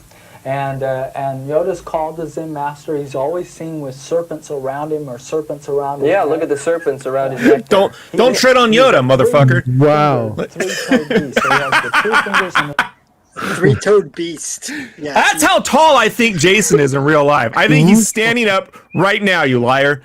Like, yeah. This Christ. Hell Satan. Thumb, which from my information means Satan is These things are occultic, they're accursed. They teach the children to get into spells, into witchcraft, and to wait until The Simpsons gets made. Oh, it's the best. Pagan religions are, the mystic religions of the East are all propagated through this. Jesus was from the East! But he was white. There you go with your facts. Yeah. I'm praying to you, white Jesus, who would you know who the real Western fucking civilization was? The Native Americans, you fucking assholes. We have a depiction of Jesus Christ crucified on a man, that turns me on. I don't know about you, but right now that's what bothers me. I think that's him. Wait, is that him? Did he draw that himself? I think that's him. That is going on the top of my tree every year from now on. Guess where the tree goes into? Guess where? That's what I do to my men. Bravo, Max. Bravo. Max? Yeah. Hell Satan. Pointed occult star. And that's what bothered me as I went through the toy store, seeing that parents were buying. That's why I went to the toy store to pick up the kids. I went to toy stores to walk around and look at the kids and see how they're being manipulated by my imaginary devil friends. But no, I'm not fucking weird. Now, From grenades. Do you think this gentleman has children of his own? Because my God, what childhood they had. Oh, he has kids of his own. He just You see how low cut that shirt is, James? He got laid. James, Right. what did you say about them? Probably not even having kids. Yeah, I was like, I don't think they've slept with anybody, so I think we're safe. I mean, because oh my God, what woman saw this man and was like, hell yeah. I can't resist this. Definitely has a couple of different variants of the herpes virus, at least. I believe in him. I believe in him. I won't lie, folks. They were grooming us for Obama with Webster. It's true. I'm not going to mince words with you. People say, well, the Bible is a violent book. But if you look at the Bible, the violence took place over hundreds of years. And I pray in the name of Jesus today that any of you that have this bondage in your household, your children are rebellious and being drawn by these things, I pray in Jesus' name that God would break that bondage today. No. So your Christian families have the bondage right now and didn't know that it's bad? So he's saying if your kid is rebellious and not listening, it's because he's playing with Yoda, who has a snake, and he's being influenced by Satan through it. I follow. I guess I follow. You know, I had a friend of mine back in the day that we used to play D&D with, and he had an aunt that was one of like these folks here, and she was, proselytizing how this is, anti-Christian, blah, blah, blah. She just so happens to pick up one of his books, turns it to a chapter called Black Magic, and there's this guy casting spells in a picture. Perfect form. And it was like, of all the pages she could have landed on. Yeah. Well, no, because of this kind of shit. Like I said, me and my buddy went and saw Top Gun. We come back to it. We leave the theater. We go to Sam Goody. He buys the single Highway to the Danger Zone. The mom hears us listening to it, comes in, says Danger Zone, the highway. That's the highways to heaven, but the highway to the danger zone, that doesn't make sense. That means hell. This is an inversion, and starts tearing out the tape and pulls out all the tape onto the floor and throws it on the ground. I was like, I'm getting out of here. So the kids all, hey, can I spend the night at your house? I'm like, yeah. And then my mom's like, you guys have to take a bath. He's like, I'll take a bath with you. I'm like, okay. And then he takes a shit in the bath. I never hung out with him again. What you're telling me then is that even Smurfs. I like how the guy who's afraid of dolls looks like a Ken doll. No, the other dude.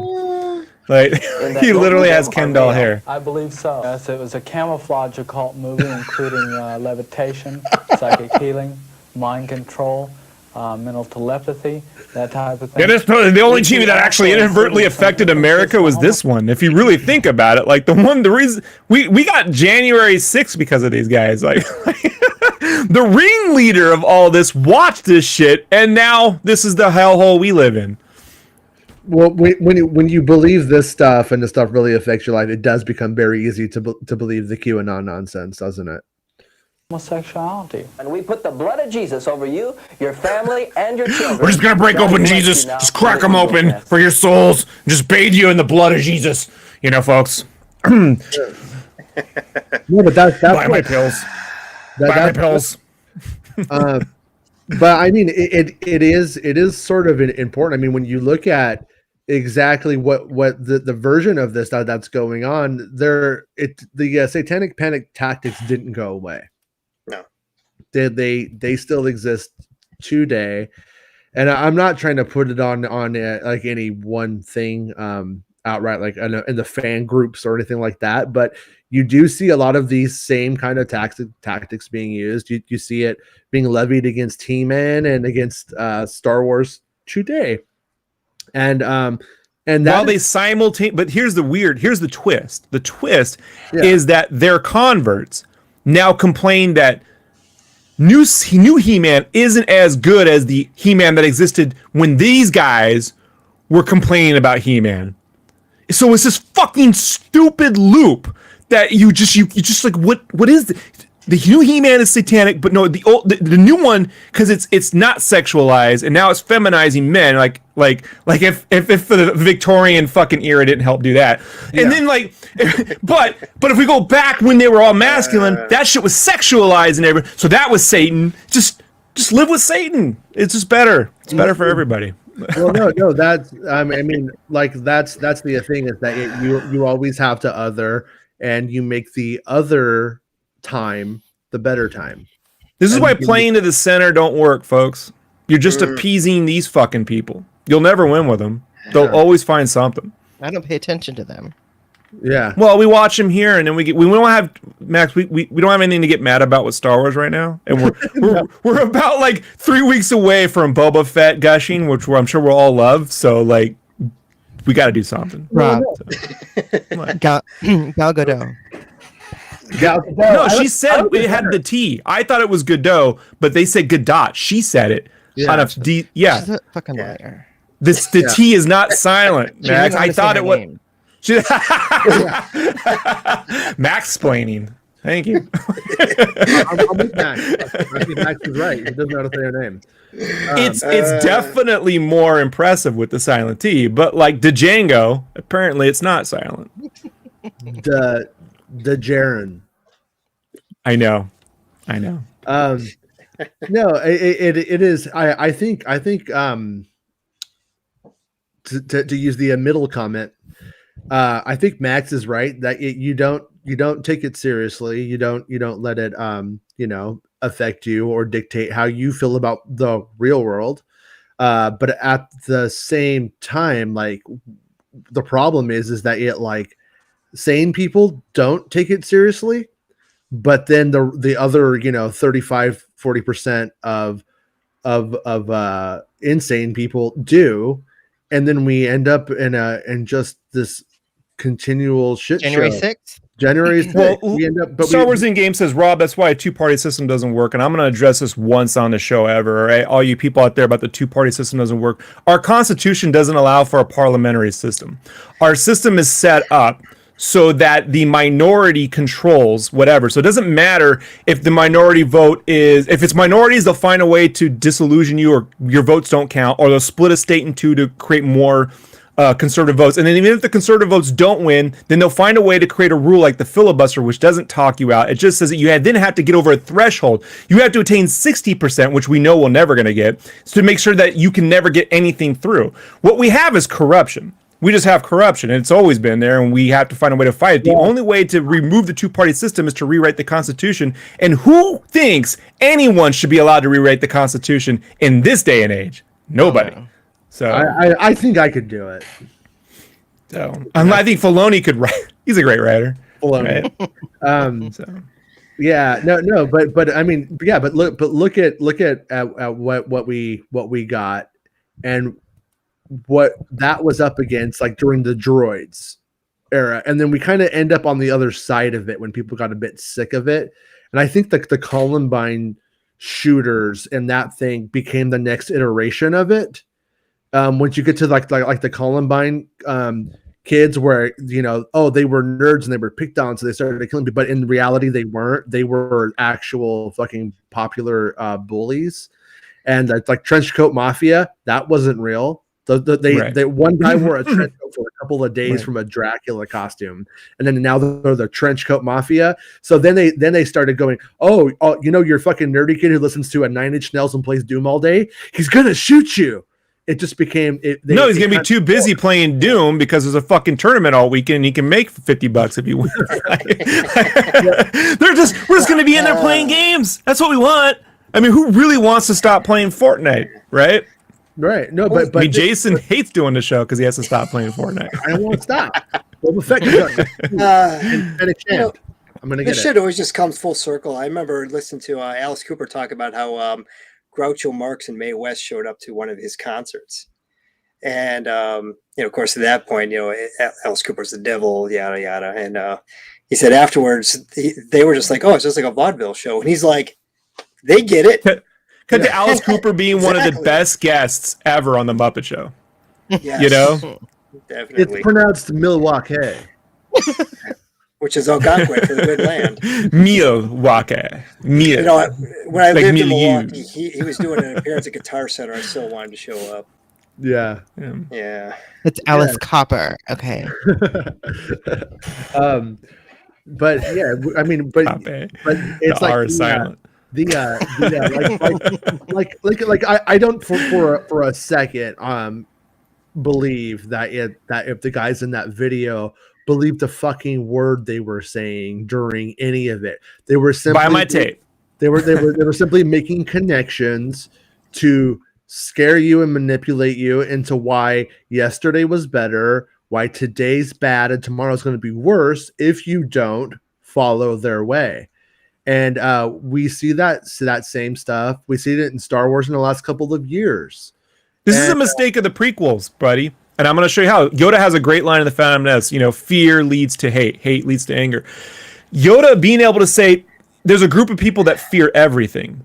And they prey on fear. And they don't fear it, but they'll use other people's fear to give them power. Like further explanation about how fear and instilling fear into people can then give other people power to enact totalitarian regimes. You know, and fascism is literally a theme of Star Wars. Like there's a real theme that we could continue to elaborate further on. Well, the scarier thing is, sorry, go on. The Palpatine's line of all those who get power are afraid to lose it is also very true. And that's the other part, is that even the people that have good intentions will not give up of their power because they feel that somehow that they're, you know, special, or they're anointed, or they're you know, it's the whole good intentions lead to hell kind of thing. You know? Yeah, it's absolutely. Everybody thinks they're the good guy. You know, that's the whole Carl Jung thing, that, you know, we all think that we're saints and we all think that we are somehow morally superior. But in reality, if we were to really be honest with ourselves, we all have kind of the dickhead side to us. Sure. So, Not yeah. me. Not Max. except for Max. Max has been charming and lovely. Except for pronouncing Gal Gadot's last name. No, but I mean, Yoda, Vicious. When Yoda says fear leads to anger, hate leads to suffering. It does track. But if you notice, he doesn't have a snake in the prequels. Actually, Jason, I believe it's called Yoder. It's Yoder. Actually, there's an R. It's not silent, Jason. Yeah, but the thing is people listen to that line and you take it at face value. You go, oh, I guess the Emperor is fearful, you know, or Anakin is afraid of losing his mom, so that makes him angry. But there's another thing. It's preying on people's fears to give them power.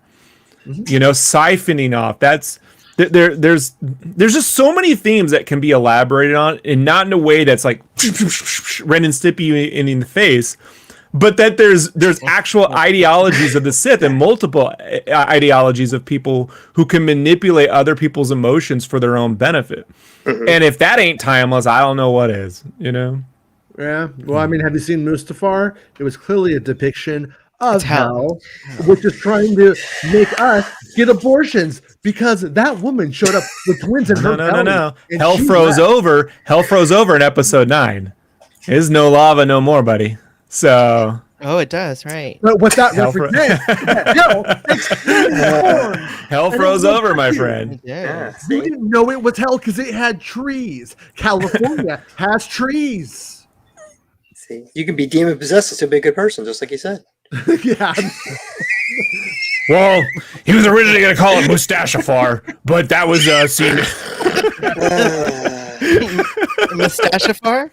That's a good one. It's true, yeah. It was in the original script. I read it. Somebody has flaming mustaches and sucking Satan's burning cock. Well, when do you think that video was made? What could we put a year on that? Like what, 85? 82. No, because no, insectoids and visionaries. Sorry, 86. That's an 86, 87. Yeah, because he's dressed like straight up from the 70s. Yeah, he's behind the times all the time. He looks like the reruns of Three's Company I was watching in 1987. That was John Ritter's friend. Larry? Larry. Yeah, there you go. He looks like Larry. Yeah. Yeah. I liked Larry. Yeah. Who didn't like Larry? I did. Oh yeah, right.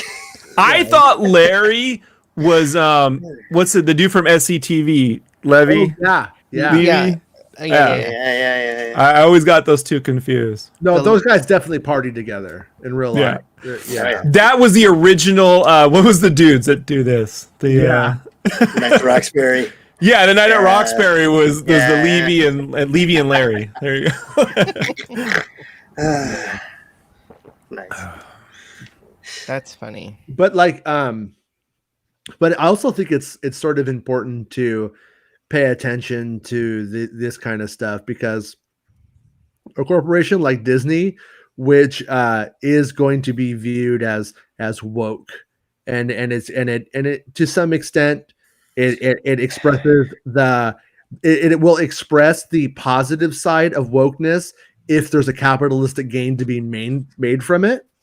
But when Mandalorian's one of them, bro. Right? Yeah. When but when satanic panic style tactics begin to really take foot, a corporation like Disney is going to be like, oh, we need to pay. We can't make those insane people mad, and it will change exactly the kinds of things that can be made and will be made, and they're going to be I get to some extent like when they're just making up shit like, oh, Frankenstein has a flat head and a flathead screwdriver is what was used by the Al-Qaeda terrorists to praise Satan. They'll just make these long fucking connections. There's nothing you can do about that.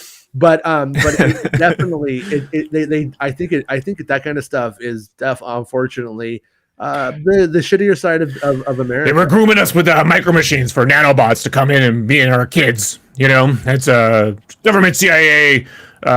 What's the word? Rand Corporation? Yeah, psyop. Yeah, it's true. I looked it up. No, it really, I think, instead of making me lean more towards I'm going to trust my Christian family growing up, it made me think that I don't trust adults because they're fucking nuts. That's literally what that shit did to me. I remember going to church with my friend Donnie, the guy I was talking about who had that TV in the video. If I spent the night at his house, I had to go to church with him. That was one of his family's things. Okay. And so I remember going and might as well face it, you're addicted to love. That shitty song. They had a video all about that guy. I watched a 45-minute video about why he was a Satanist. And what it truly was him talking about how he did LSD in the 70s and didn't like it because he jumped into the fire and he saw fire and all. Like, it was clearly a guy talking about a bad acid trip, and they literally sold that on. This is what this guy was doing when he was writing "Addicted to Love." And hold on, Jason. Come and knock on my door is actually a part of proof of the Mandela effect, because I thought it said come and knock on the door, and I got arrested for that. So you're not supposed to actually sexually relieve yourself on people's doors and knock on them. Yeah. Infofarce.com. Well, I hope that people understand that. At least I am just making fun of the extremists, because not all Christians are like this. I'm not Christian. No. But, No. I they're all like it. No. I disagree with Mac. You're like every last fucking one of them. If you hang out with, no matter how nice they are, Max, at somewhere, some way, they'll eventually go, well, it says in the Bible, ... someday. They just haven't yet. Just wait. Or they'll get older. Like one day Star Wars Santa is going to be a force we all have to deal with. No. You know what? No. So I actually went to a Catholic school when I was a kid. Mm-hmm. And I remember they were talking about the religion and stuff like that, and I thought, well, wait a minute. And I was the only kid to ask this question. I was like, well, what about the other kids in different countries that believe in different religions? That doesn't mean they're going to go to hell and just silence. No one could answer it. I asked that same question at Sunday school, And I was told, don't worry about it, Jason. What's going to happen is that they are going to be given a chance to know in their lifetimes, and it's up to them to take it. And so what they were setting up, what they were setting up, and looking back on what was said, they were setting me up to essentially be one of those people who goes over to like an Asian country and is like, hey, let me tell you guys about Jesus. You know what I mean? Like they were setting up the future tenets of that in us, in that cohort of the Sunday school. And I actually had someone at work. We were good friends, and then we were talking about something, and she says, "You're going to go to hell." And I'm like, okay. With the dinosaurs. That's where all the dinosaurs are at. Yeah. I was in a Blockbuster video, and I was just that's hell. Time ago. Yeah, right. Mm-hmm. And this woman is checking out, and she's like, something about it was just like right before Christmas, and like, they're due back on Christmas, and this woman's like, well, aren't you closed for Christmas? And she's like, no, we're open all year round, even Christmas. And this woman, just serious as can be, looked at her and says, well, you're going to hell, right? It's like, and you're like, well, I would like you to praise capitalism for me working on Christmas, so your fucking dumbass can come into my store and let me know about me going to hell because of my poverty wage. Yeah, praise capitalism. If God's that petty, I'm sorry, you work at Blockbuster, and you're going to hell now. I don't make the rules. So wait, yes, I do. Well, you gotta have capitalism. If you don't have it, what you gonna have? You're gonna have just crazy socialism. Supposed to pay people to not work.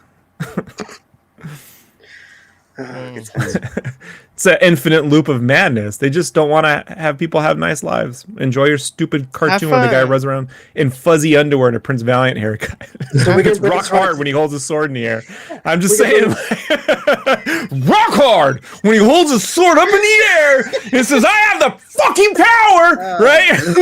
Nipples.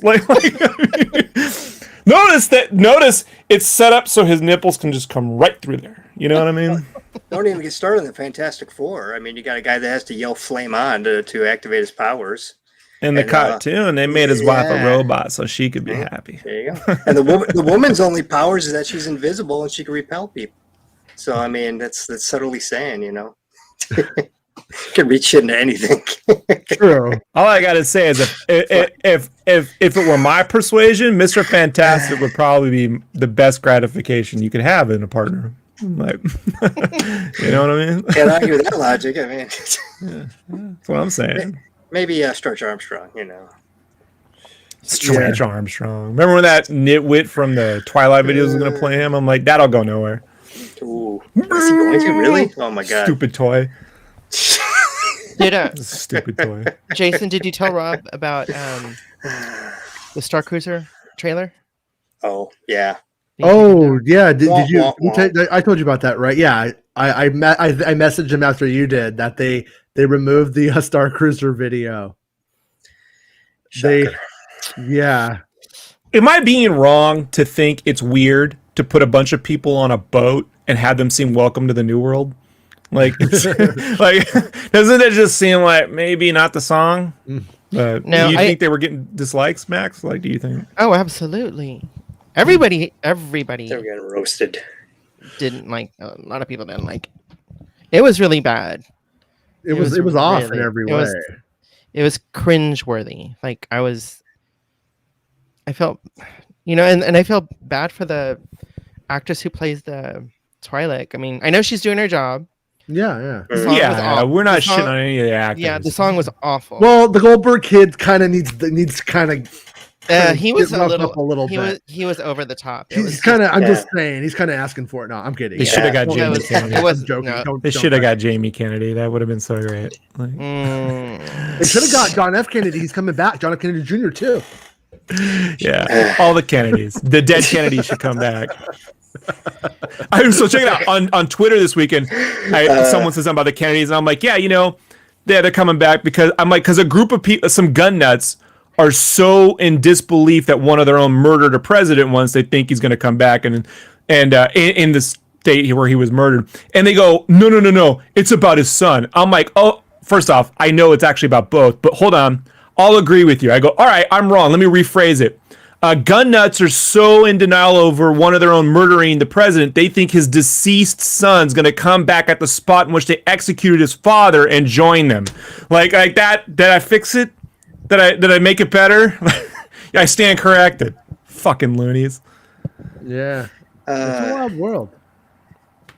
It's entertaining. World. I mean, I enjoy it for what it is, which is why can't there be a bunch of people who worship Taft? You know, like Tafties. Like, well, I was gonna say earlier, I was like, one of the things to remember is that like even concepts like masculinity are very fluid and ever changing.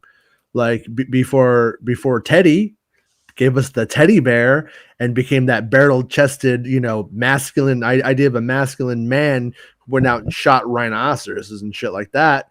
It was those little skinny dudes that were like, come on, let's fight. Ben Franklin's wearing bow ties and makeup. I don't know what these people want. You can't fucking win with them. Like, go watch Three Musketeers.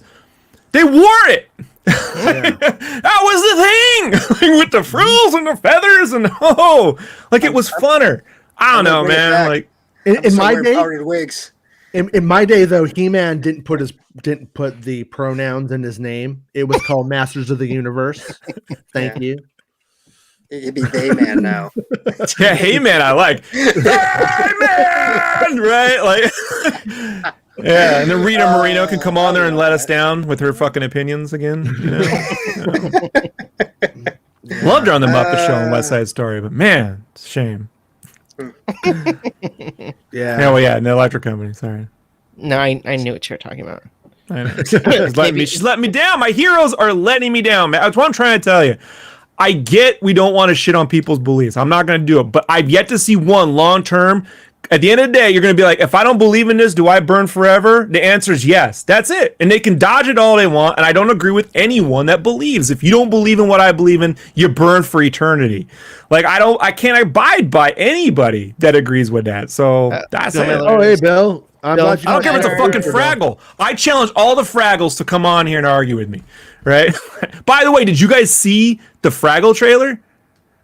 No. There's a new Fraggle. It came out last week. I forgot to mention it to Jason, but it's for the Apple. They're doing a new Fraggle show on Apple TV. So I don't know if I'm going to have to have my friend send me some copies or something. But it does look fucking awesome. Like, super good. Fraggles. Yeah. Who's actually doing it, though? Yeah, the Henson crew. Apple's paying for it, but the Henson crew. Well, I'm trying to remember because they're still affiliated with Disney, correct? No, the Henson company owns. They own it. Yeah. Yeah. So they own like Labyrinth and Dark Crystal and stuff. Then how, Disney. Yeah. Eisner bought the Muppets, which was separate. Yeah. Correct. Yeah. Yeah, I was always curious. I never really looked into it because I just made assumptions about it for years and just considered it right now. We used to, Labyrinth was a Lucasfilm, it was. I think it was through Lucasfilm. Mm-hmm. I wonder if they had a super cool deal where Henson was where Lucas was like, yeah, you own it, or if when it wasn't very profitable, Lucas said you could have it back.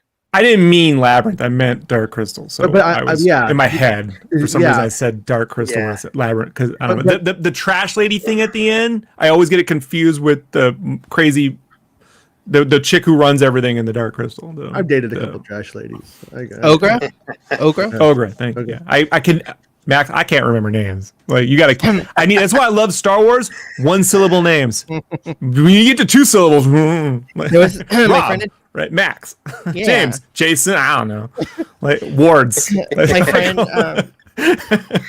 I was introduced to a friend's friend, and she had really blonde hair, pale skin, and I was like, you look like the character from Dark Crystal, the girl. And she's like, I look like a gelfling, and I said, yeah, but not in a bad way. Yeah, you're pretty. And then she human gelflings are hot in real life. She's like, your friend just said I look like a gelfling. Yeah, no, she's pretty, but yeah, that isn't a bad to say you are a gelfling would be I think a slight, but yeah. Everybody wants the Bing elves. Everybody knows that. That's just science. Joel asks, Rob, do you think the Galactic Star Cruiser is an actual cruise? That was my what like because the walls are sealed. You can technically. I mean, Jason and them said you can go on the deck and actually, and you could go to Disneyland. But I thought for certain, I'm like, if they don't let you on the outside that ship, then they could just stick you right. Like, literally, you go in there and just kind of move it around a circle in the harbor all freaking weekend, technically, or just pretend it's moving. Yeah, no, you're able to leave. That's more of the. I think one of the things that may be sort of under discussed about it is the fact that you're supposed to be going to fucking Disney World the whole time too. And so nobody's. It's not really. It really is. Like Star Wars Santa was saying today. It's a premium Disney experience, and it's like you're paying for the hotel and you're paying for the Star Wars themed hotel. It's not a cruise. It's a hotel. So it's not an actual boat. No, it's at Disney World. I thought it was like an actual boat. So I wasn't joking when I said you get on a bus with no windows. I did actually think it was a cruise. No, the Star Cruiser is like a ship, right? Like a spaceship. So you're telling me it can work all the fucking time? Yeah. It's a hotel. Yeah. It's at Disney World, dude. It's at Disney World. Now it's even dumber. Yeah.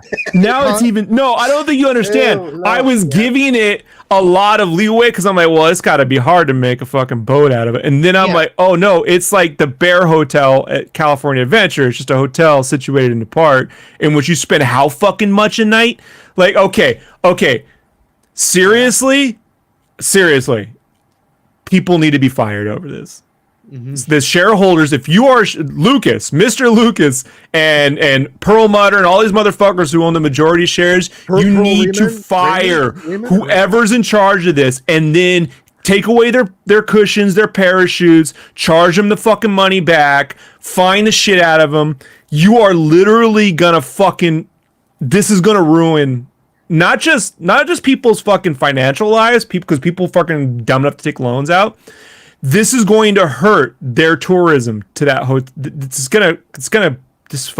worse. This is the worst thing I've ever heard. No. The truth is that people are going to go up first, and it's going to be what I have versus what you did. My experience versus what you don't have. So it will be held in like, yeah, I did it. Yeah, it was cool. I want a Muppet Hotel. Can we get a Muppet Hotel? How great would a Muppet Hotel would be in? Where they do random Muppet things in the walls and shit. I love the Muppets. The Muppet Show at California Adventure is fucking cool. The Happiness Hotel. Make the Happiness Hotel. Nobody goes. Nobody goes. Yeah. The shittiest hotel with Muppet. Love the Happiness Hotel. That's part of that movie. It's gonna take like 2 or 3 years until it really catches up that it's a completely fucking stupid shithead experience. And they call it a Star Cruiser, and it's. I was just checking to see if I had enough shares. I don't think I do, but yeah. But look at that. See that downward arrow? Went down. Now I remember, guys. I remember it being a hotel. Yeah. But they've been LARPing this fucking thing for so long that it more from a hotel to an actual cruise, like a Disney cruise thing for some reason in my head. No, but I think the reason they call it a Star Cruiser is it's the ship, right? Like a cruiser. Yeah. So what it has, it's a hotel masquerading as a Star Wars cruise ship in space. And then it's going to have this inside part for when you need outside experience and you're in the hotel, where it pretends it's like a holodeck kind of idea. Stop! Just make it fun. Stop! It's just a park outside. Make it fun. Be like the LARPing scene in Hawkeye. Just make it fun. Stop taking it so fucking serious. This isn't Disney doing this like entirely. This is my problem with fucking okay, let's talk about Star Wars video games. Back in the 90s, they were going to make a Star Wars fighting game with the Mortal Kombat guys before Mortal Kombat. That game became Mortal Kombat. Okay, but then they're like, at LucasArts, but Yoda would be this small, and a lightsaber wouldn't be able to fight a guy with a blaster. I'm like, it's a fucking video game. We just want to be able to take all our characters and run around and have fun. Stop taking it so fucking serious. I don't need a storyline. Right. Fortnite proves you can put a xenomorph with the Superman cape in it and make a gazillion fucking dollars. Stop making the game so fucking serious. Unless it's a single player campaign, then I get it. But if it's fun, make it fun. Why can't it be fun? You're gonna pretend that Star Wars they would really simulate a fucking theme park with $9 waters? Listen, Rob, here's where you're fucking stupid and totally wrong. 8-year-old Star Wars fans want to just see people sing in Star Wars costumes. That's all Star Wars fans have ever wanted. If you like lightsabers and laser guns, spaceships, and using the Force through the powers of Satan or your mind, you definitely... They said you're going to be able to wear your costume to this fucking thing? Does that extend to the whole park now? No. Because now you're going to be able to walk. So you can't leave the hotel. Only in the hotel you can be in your own costume. I have a feeling that it like this is what I was talking about is I have a feeling because in Disney World they have that magic band, something like that. Magic, Satan's power. Why can't we just stay at like fucking Jabu's Palace or Theed Palace or some fucking thing, dude? Why is it got to be so fucking stupid? Well, because fucking dumb, dude. Because somebody realized that if they made it Jabu's Palace and Theed, it was going to cost money, and they could make it look like a Doctor Who spaceship. We could get the band. They got a band. You know, like they got Jabba you could put in there, could come out like Chuck E. Cheese, wheel out. You could bring out, different kinds of people and dance. And then we could feed them to the Rancor. Everyone cheers. Yeah. That's the fucking that's worth $6,000. You can look in there, watch Gamorreans get ripped in half. I could go to Turkey with $6,000. Yeah. And then some. Or buy a car. I could buy 1/100th of an NFT for $6,000. You know what I'm talking about? Yeah. So many more things you could do. Or you can buy like Bitcoin. Just like a little part of the NFT, though. Just No. You could definitely like a chiclet size. Buy a Max Rebo fan art NFT for $6,000. I'm sure.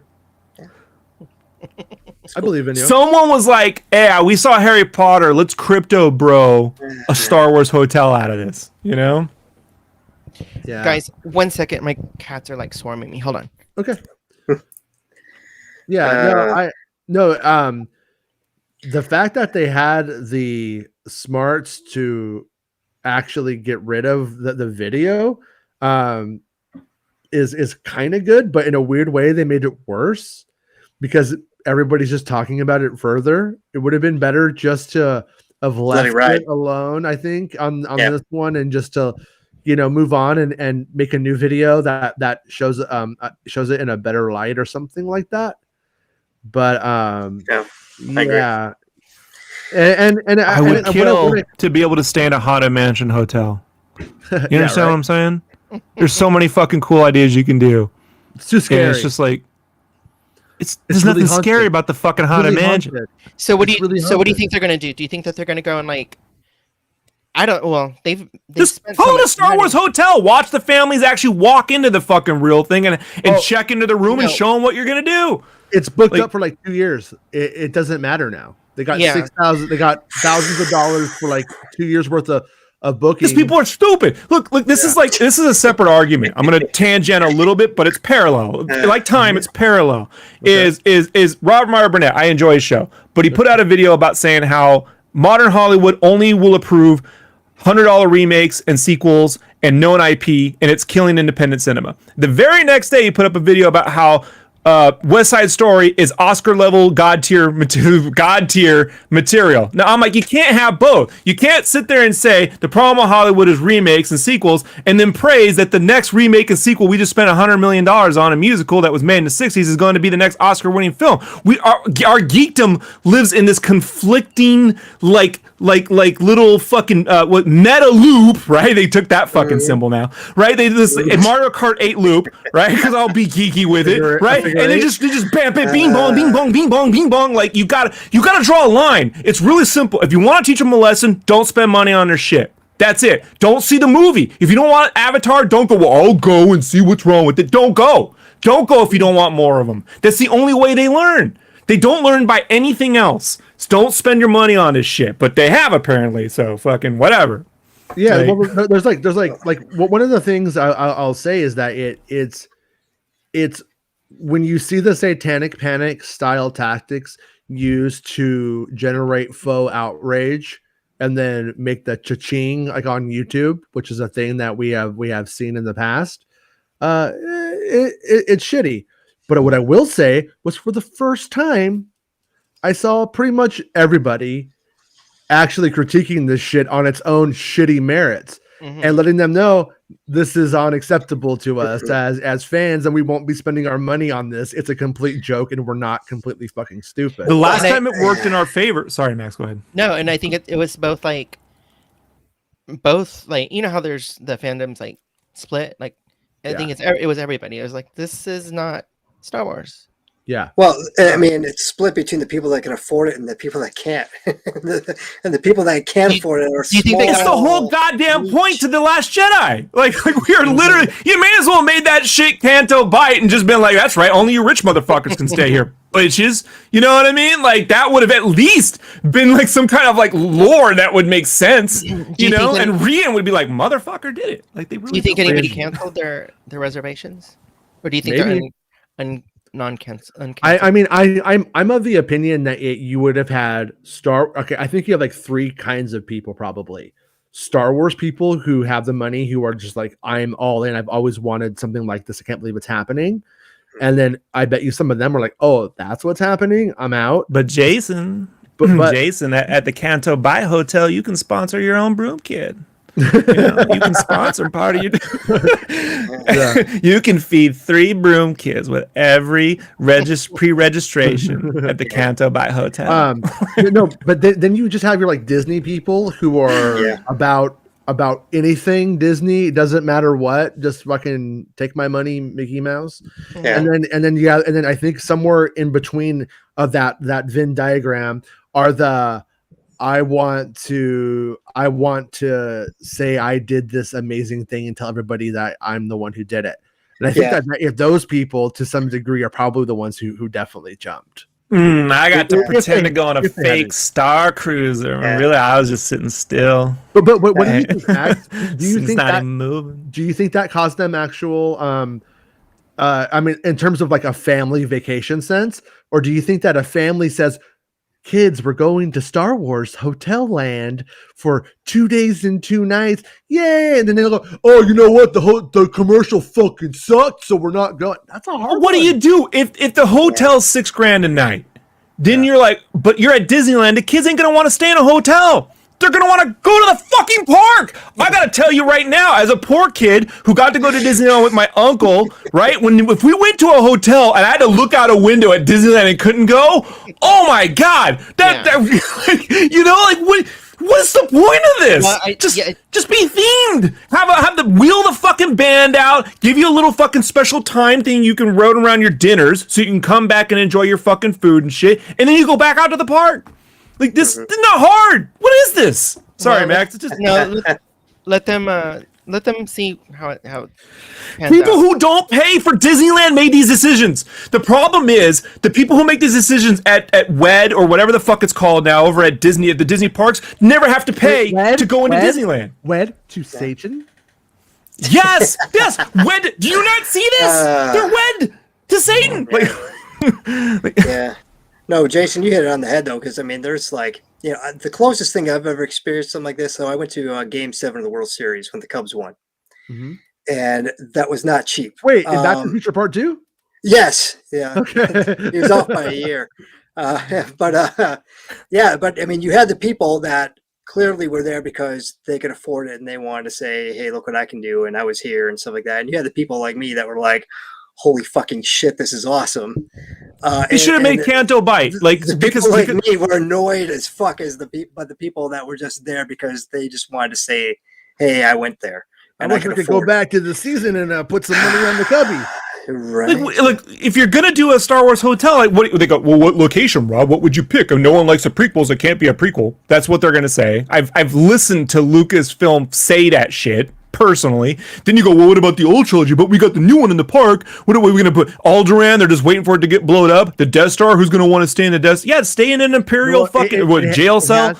It has to be in the episode.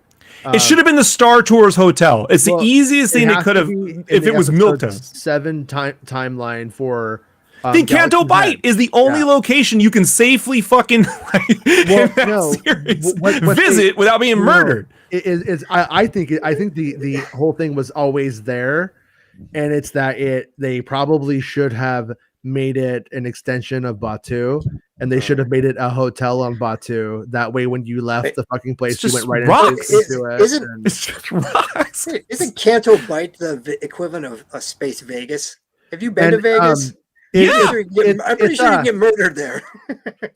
Canto Bight is the equivalent of an opulent. Not today's Vegas, bro. Not the Vegas of Pleasure Island and fucking Excalibur. The way I do Vegas, you can get murdered. Okay. Canto Bight is when you have your panties on too tight. Yes, that's called funny. The Canto Bight. I like that. The camel. That's when you get a camel toe. Either way you cut it. That's the second time I said camel today. But. It's supposed to be opulent even in the Star Wars galaxy itself. So that's what makes it even stranger. You know what it should have been? It should have been Mandalore. Because you can put anyone in a fucking Boba Fett mask and walk around and look like a Mandalorian and shit. It doesn't matter what it should have been. What they wanted to do should not have been a cheap piece of shit. Is what it comes. What we need is some Captain Hindsight. No, but I mean, no. If they wanted to, the idea that they had, they simply, from what they're showing us, didn't pay to execute it. So it doesn't matter what it was going to be. It was going to be a shitty Motel 6 in Star Wars, pretending to be an opulent space cruise.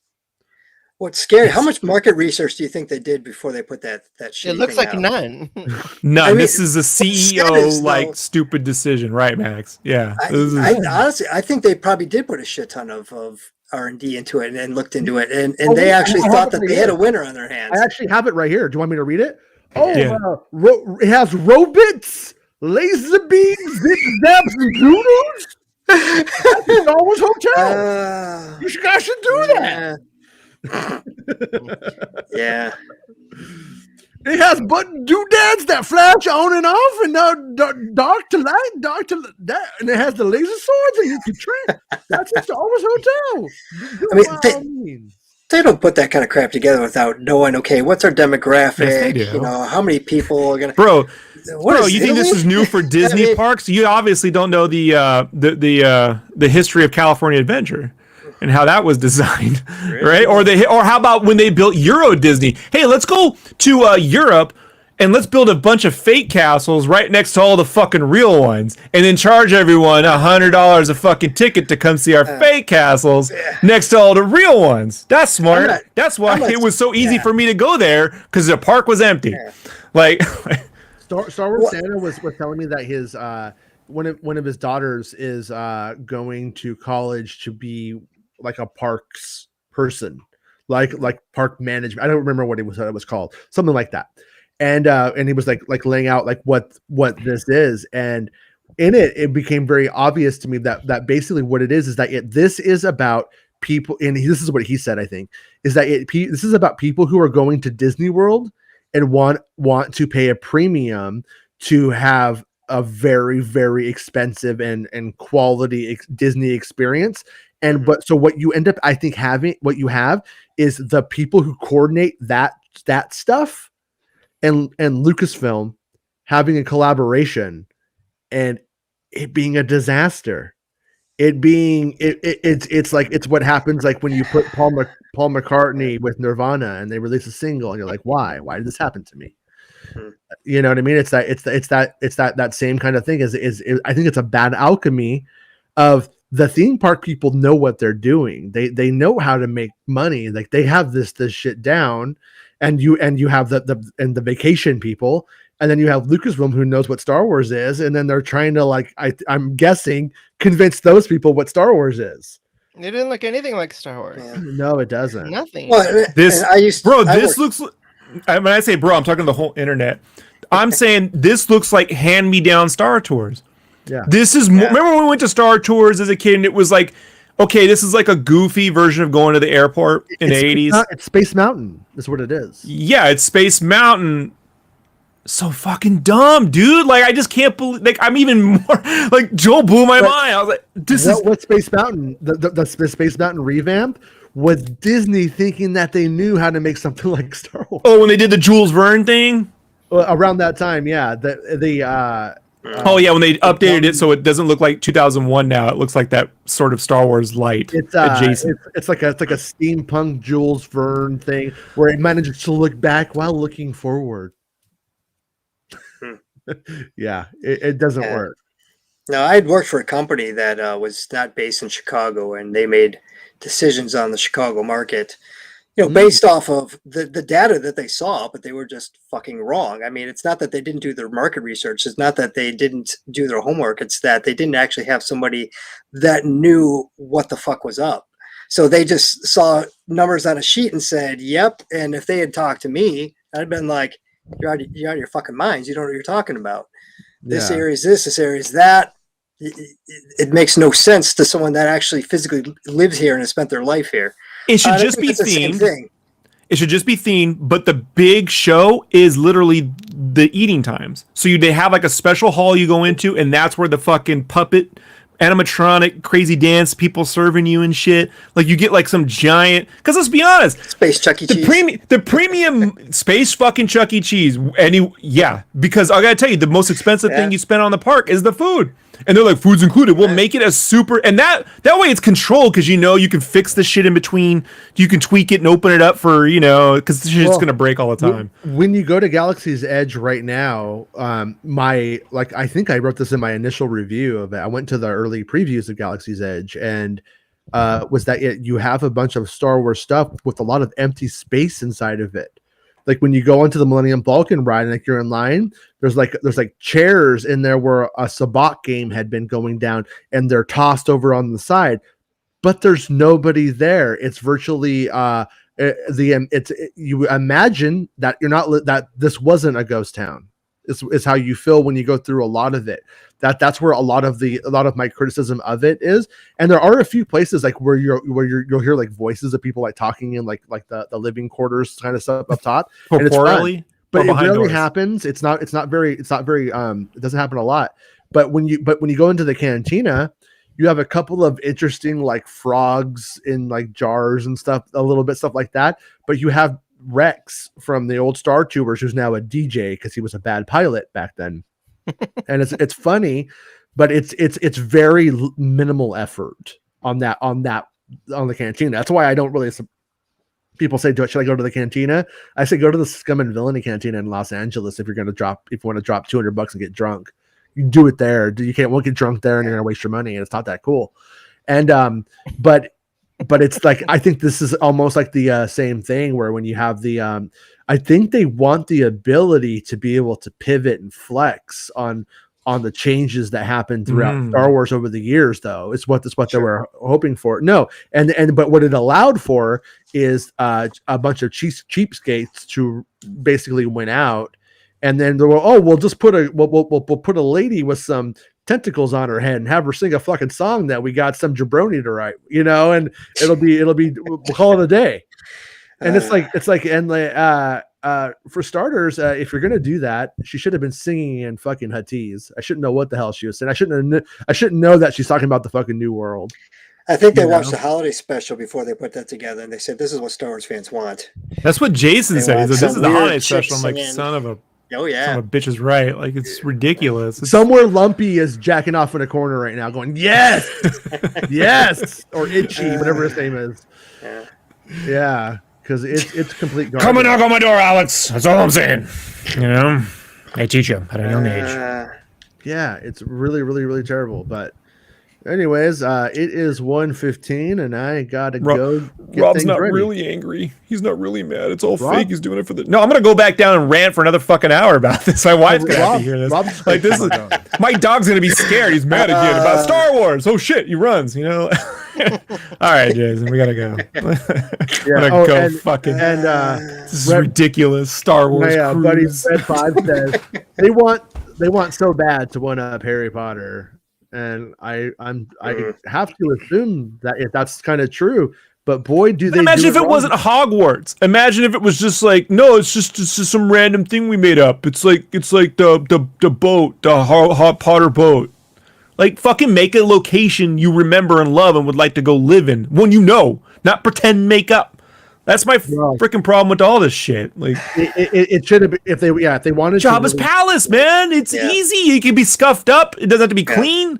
It's actually the best thing. You want to leave and go to the park and come back. You want to leave. You're not going to want to stay there. Yeah. You have to sell assholes on Star Wars, and how you sell assholes on Star Wars is like you call it some equivalent of Jedi School. It's the best space. Chuck E. Cheese's Jabba's Palace. You got the fucking lizard, the fucking little lizard. You know, you got the Mando shows up from time to time. You can put Han in the wall. Everyone can walk up. Look, here's Han in the wall. He's right there. You know, it's frozen. Yeah. I know. Yeah, but it'll be there the whole time. Like, who wouldn't want to go to Jabba's Palace? Because candy ass little fucking Disney princesses are afraid of Weequay. That's why. That was your spot to end the show, dude. End the yelling. Okay, no, not that. End the yelling. Okay. Roll it back. Roll it back. We'll edit this out. It's not about spaceships. Making Star Wars Show. Making Star Wars Show. Making Star Wars Show. Making Star Wars Show. It's not about spaceships.